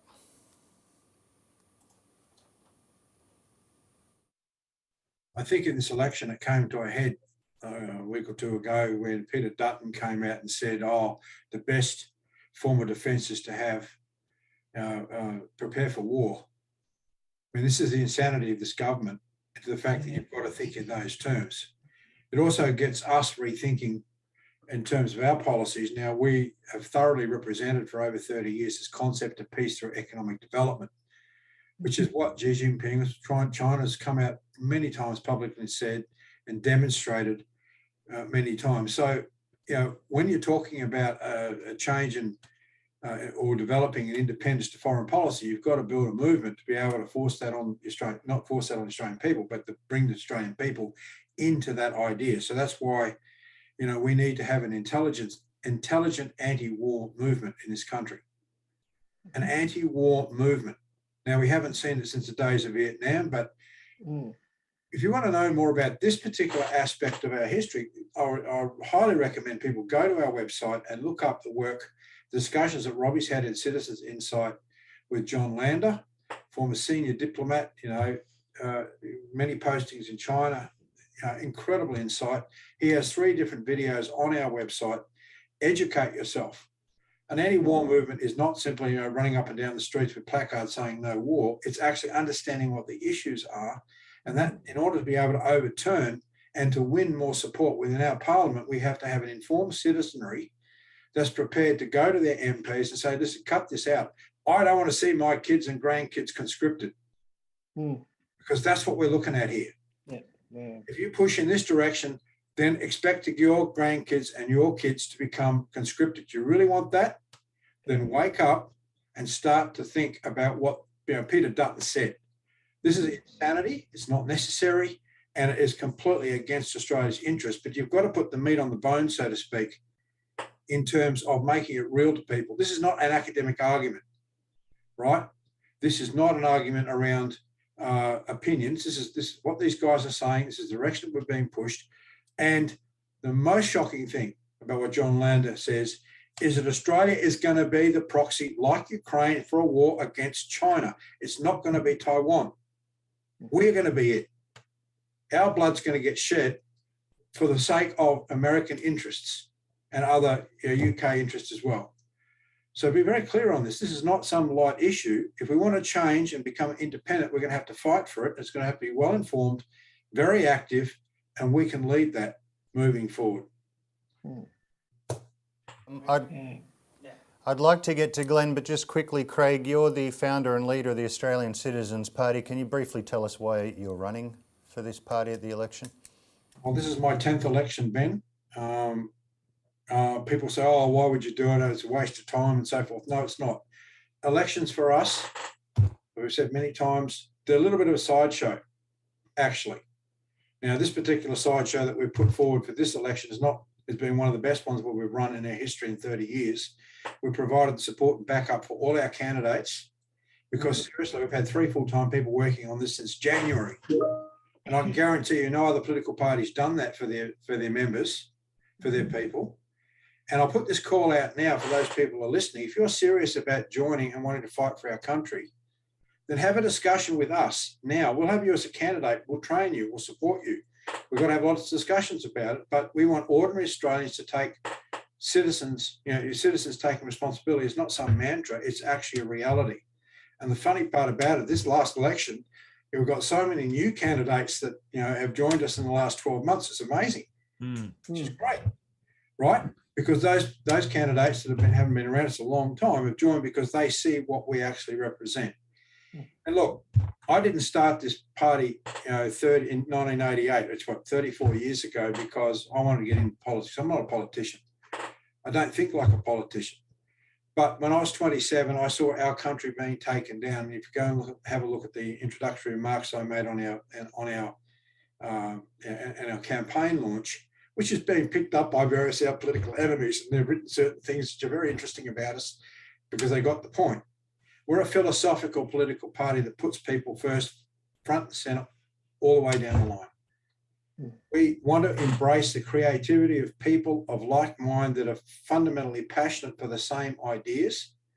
We'll support those people and bring them in. It doesn't matter where people are at, what level of understanding or education, it does not matter. We work with everyone to help them take more responsibility for the future of our nation. That's the unique nature of our party. And that's what, in a sense, Nolene and myself decided to do back in 1988. We wanted to create something that was lasting, that was worthwhile, that was worth fighting for, because it represented the element of our Christian mission, and it is a Christian mission for us. And we've recruited people of like mind. Maybe they're not Christians. I mean, I've had some great discussions with people who are not Christians who have supported us in incredible ways because the spirit of what we represent as human beings that sets us apart from animals. And, there's a whole philosophical debate you can have about this. Means that people want to get involved with what we're doing, and that's our strength. And I can't not but stand because I want to have the voice to be able to say these sorts of things to a wider and wider audience. Get better at doing it as we go along, recruit more people to it, and have the problems of expanding an organisation so big it becomes very hard to handle. That'd be great. We can't do that by spending 400, 40 or 50 or 60. We required an educated candidacy, people that stand up. We want them to understand, what it is we're fighting for first and foremost. And the last thing in our, as all our candidates have indicated, they're not in it for their own good. There's a cost involved in this process. Sometimes it's literally a physical cost, like money, but there's a cost of time, effort, and as Alexis says earlier, it's the weight of taking responsibility for your local area, for your local division, or for your state, or whatever. That costs responsibility. So it's not something I'm going to, either Nolene or I will turn our backs on, because this has been our life's mission. I liked all the references to being a family, because that's how we like to treat people, like at that level. So, this fight only begins at the election date. It only begins, and whatever the results are this Saturday is only the beginning of the next process, which we can build upon and grow from. Chris said he's been through 5 elections. Our powerhouse in the Mallee, right? Jeff, I think you've been through 3. But see, that's the point, is that we have a depth in our organisation we build upon year in, year out. And our real work actually begins between elections, not on elections. So I think that if people understand that, where we can go moving forward is really quite substantial, given what we've been able to do in the last 4 years in particular. Okay, Glenn, you have your hand up, and if you'd also like to tell us why you're running for the Citizens Party as part of your response to the question on foreign policy. No worries. Just on the Australian foreign policy, yeah, we've got to have it. The problem is we've got to have politicians that are doing it for the right reasons for our country, and we just don't trust them anymore. They're just lapdogs to America. I'm family of military. I've got a stepson who's serving at the moment. My best mate's son's in the army at the moment. Of course, I don't want to see him go to war, but I back my RSL 100% because of the World War I, World War II, and we all stand for that and for what it stood for. But I just don't trust the politicians anymore. I don't trust Americans. I used to be proud of them and proud to say they're our mates, but you just can't trust them anymore. When I was an airport foreman, what started me getting involved with politics was a lady, Linda Blundell, a friend of my mum's, on a Saturday morning. The girls were there having their cups of tea as they do and having a yak. But she was a Lord Mayor of Broadmeadows, and she walked the floor back in the 70s that apparently had never been done before or very rarely done. It was a really big thing. But what I got out of the conversation, I was just a young kid, but she was so upset. She said, "Why?" Back then, Labor was supposed to be for the working class. And she said to me, "Mum, now that I'm there and I'm in amongst them, I realise they're all the bloody same." And I never forgot that. And then when I was an airport fireman in Cairns, we had the Clintons in Port Douglas for a week's holiday. So you had two 747s, two Air Force Ones sitting there just for these two people to have a holiday in Port Douglas. And I, over that period of time, sitting in the Fire Control Centre, I just really got interested in it. And I started really looking at what the Clintons were up to and how they pardon criminals when they get out of office and just the corruption. And I think we all know how corrupt the Clintons are now. I just don't have any faith. And I don't trust our politicians. I don't think many Australians do anymore. They've lied to us for far too long. And the main thing that was a cruncher for me to join the Citizens Party and run, I was sneaking out of the Royal Hotel in Sunbury, and the Citizens Party in front of the post office, had their stall up and gave me some great information. But the big thing that really hit home to me was when they informed me about our politicians sneaking through, getting rid of the Glass-Steagall Act that will protect our banking. That's when I snapped and I went, enough is enough. If they're going to, if they go behind our backs to that level, what else are they doing? That's why I'm standing up for the Citizens Party. Thank you very much, Glenn.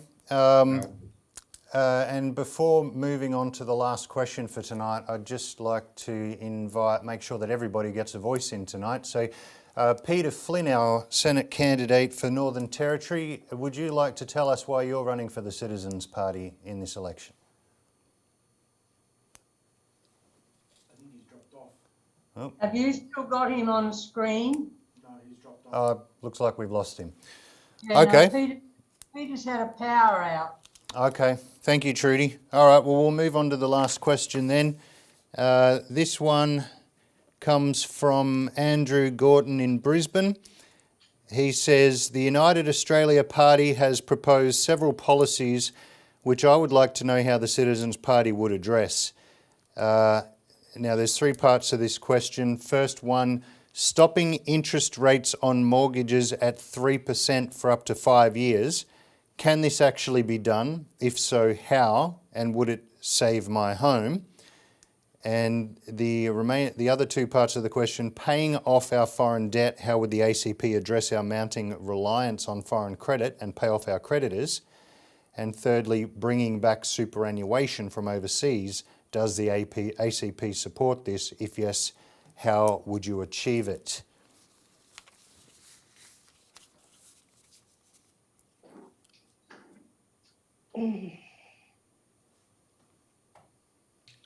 Did you want to say something, Thong? Oh, I want to say something about the foreign intervention of foreign powers. That's all.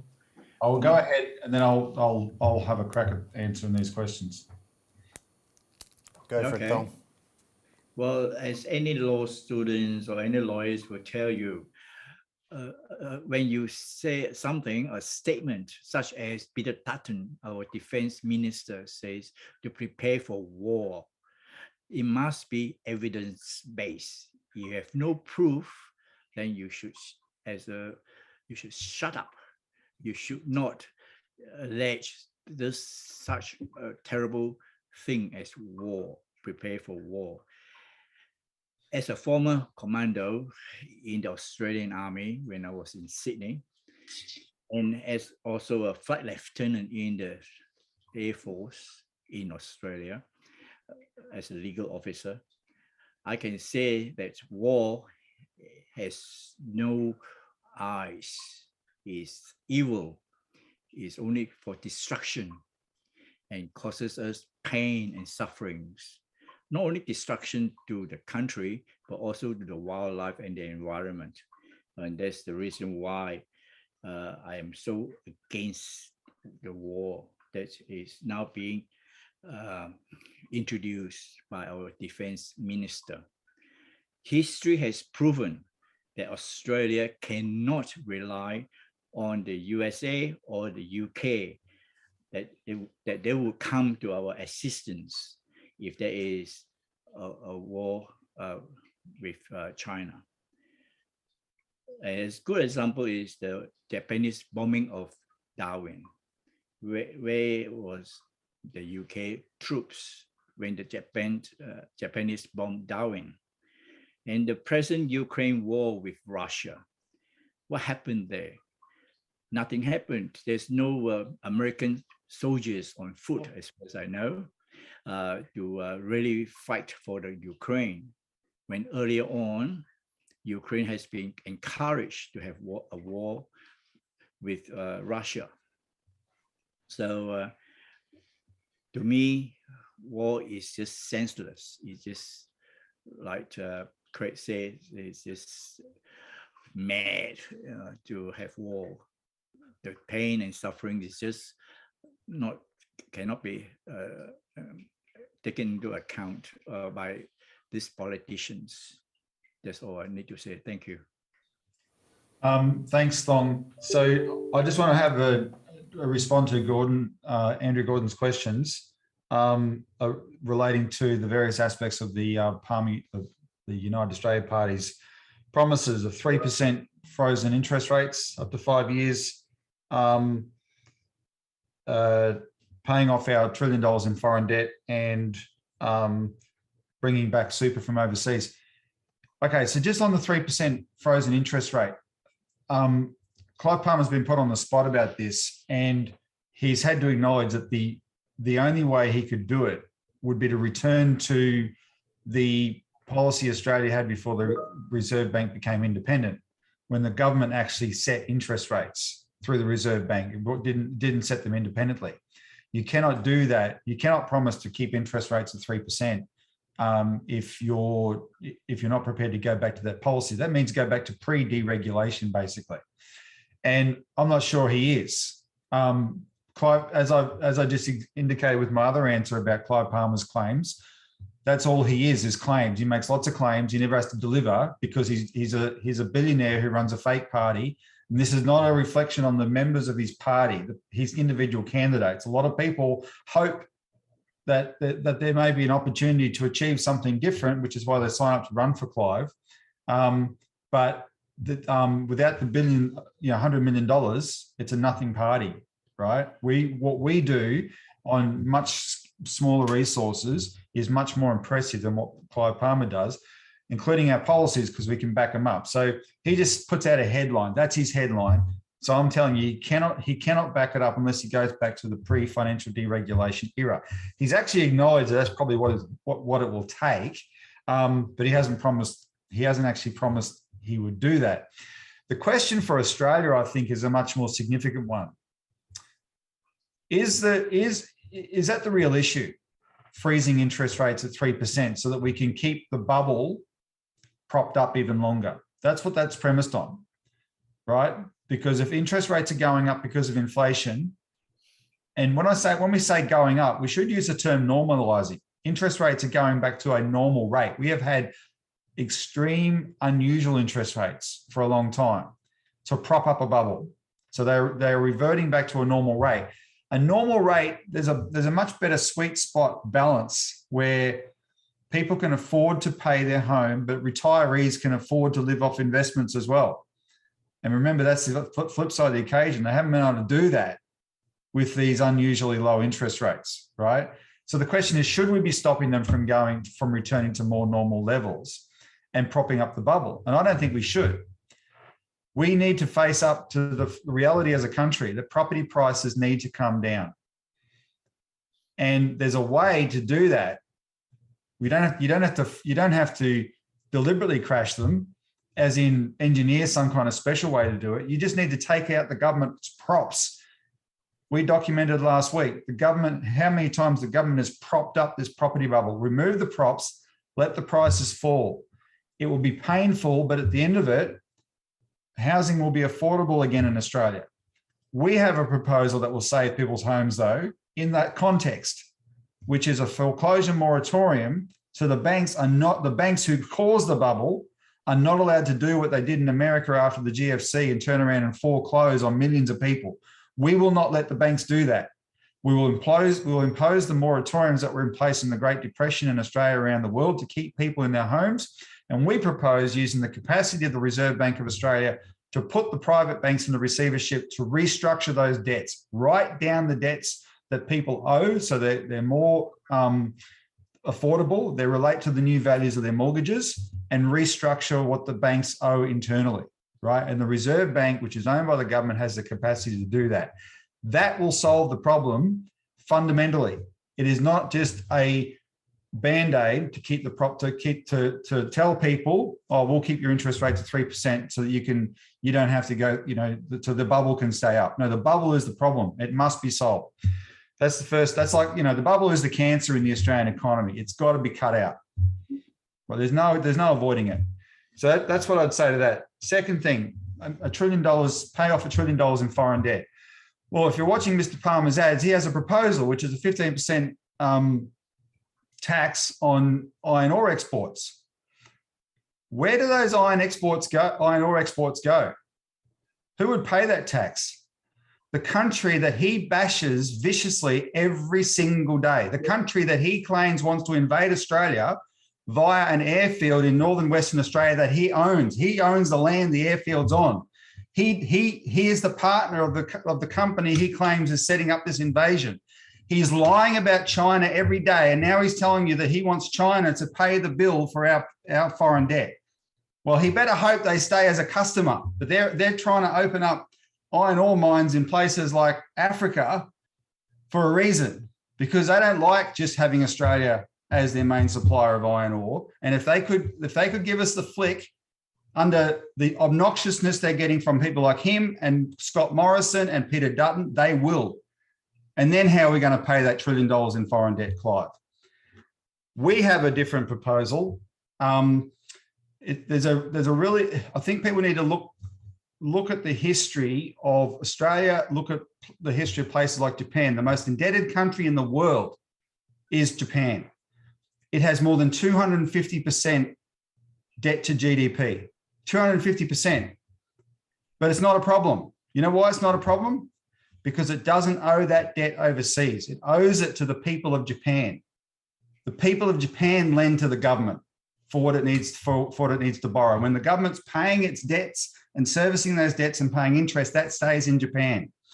In Australia, at the end of World War II, we had the highest debt in our history. 140% of GDP, our national debt peaked at in 1948. Most of it was owed to the people of Australia. It wasn't owed overseas. And so instead of just trying to tax something to pay that debt off, we then embarked on the biggest construction scheme in our history, the Snowy Mountain scheme. It was 15% of our GDP, the equivalent of a $300 billion project today. Imagine Josh Frydenberg announcing a $300 billion project today at a time when they're freaking out about our debt, which is only 40% of our GDP, by the way. Ben Chifley embarked on the Snowy Mountain scheme, which was the equivalent of $300 billion when our debt was 140% of GDP. He built the project. The project was completed on time, on budget. It was going to take 25 years. It took 25 years. And by the time it was completed, Australia had virtually no debt because it made the economy grow so well. That kind of investment expanded our economy magnificently.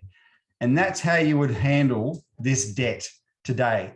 The government should limit its borrowing to the people of Australia.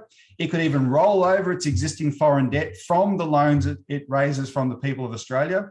If you do bring back super, you would not bring back super from overseas stock markets to put in Australian stock markets. The Australian stock market, all that would do is create a bubble in the stock market. Encourage that super back, and it's about 600 billion or 700 billion. Encourage that super back to invest in our national bank, in our national infrastructure bank, in our national development bank. That could be the capital and they get a guaranteed bond rate for that, but that money could then be multiplied into actually the infrastructure investment that develops Australia, right? That's how you would do this thing. So that's the difference between actually thought through policies and United Australia Party headlines.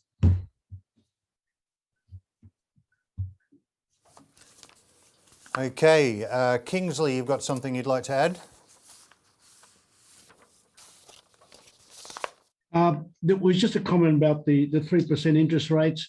Our 4 commercial banks, which lend to the housing market, get all their money from the international money market. There's no way you can control an interest rate on an open market. If the international interest rate on money goes up to 5%, then so be it. It's 5% all over the world. That's my only comment on that. Okay, and just to finish things off, I'd like to invite 2 more of our candidates to tell us why they're running briefly. Trudy from the Northern Territory, can you please tell us why you're running for the Citizens Party?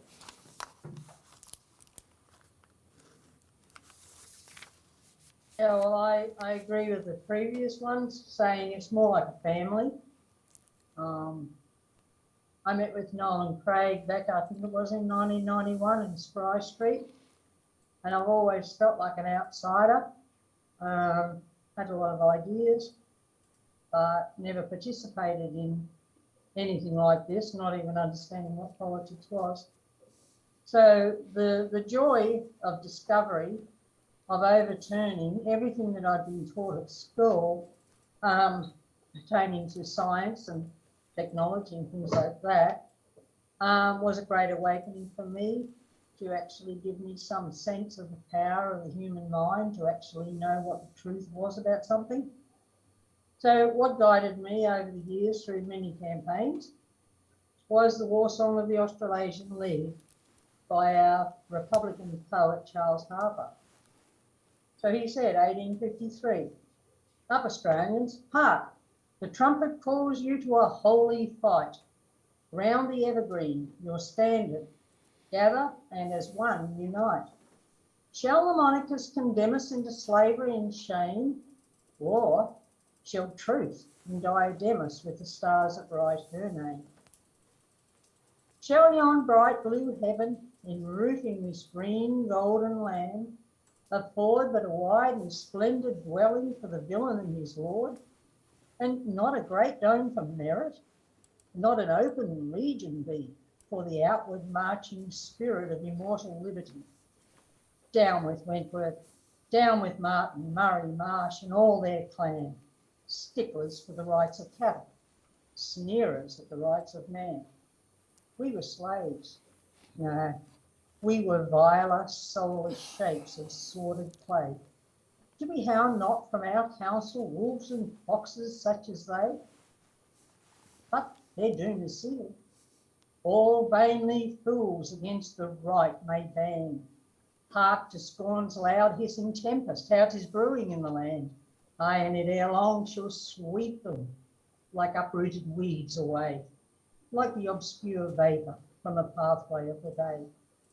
By the equalising glory of the cause with which we start, by the blood of honour thrilling through each patriotic heart, by the majesty of manhood, righteously and nobly free, we shall pause not till Australia all our own shall be. Thank you, Charles. And just lastly, I'd like to invite Anne Lawler, our Senate candidate for New South Wales, to tell us why she's running, and any final comments you might have, Anne. Well, I think I've been involved with the Citizens Party since 1997. Actually, I got involved. I went to a conference and it just opened my eyes, a bit like Trudy's saying, you know, you discover a certain amount of truth, not just about politics, but about the way the world works, you know, universal principles that I hadn't really looked at or thought about. And, you know, that was great. I was reading and I was learning and I was loving it all. And then I was asked to be a candidate and take responsibility.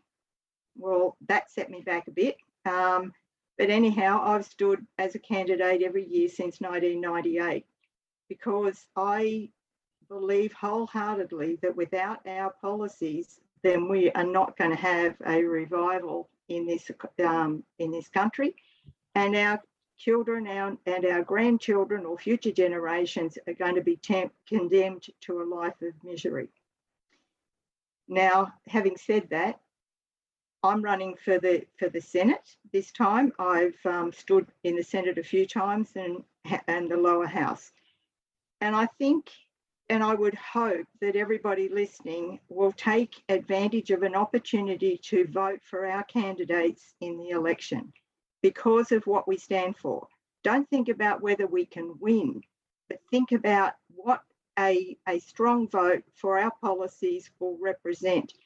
And if we could get some people elected into the Senate in Victoria, in New South Wales, or in other states, then we have a potential to be able to work from the inside. We've already had huge successes. Anyone who's been following the party and following our campaigns would know what we've done to, you know, reveal the bail-in policy, the legislation that was rammed through with only 8 people present in the Senate.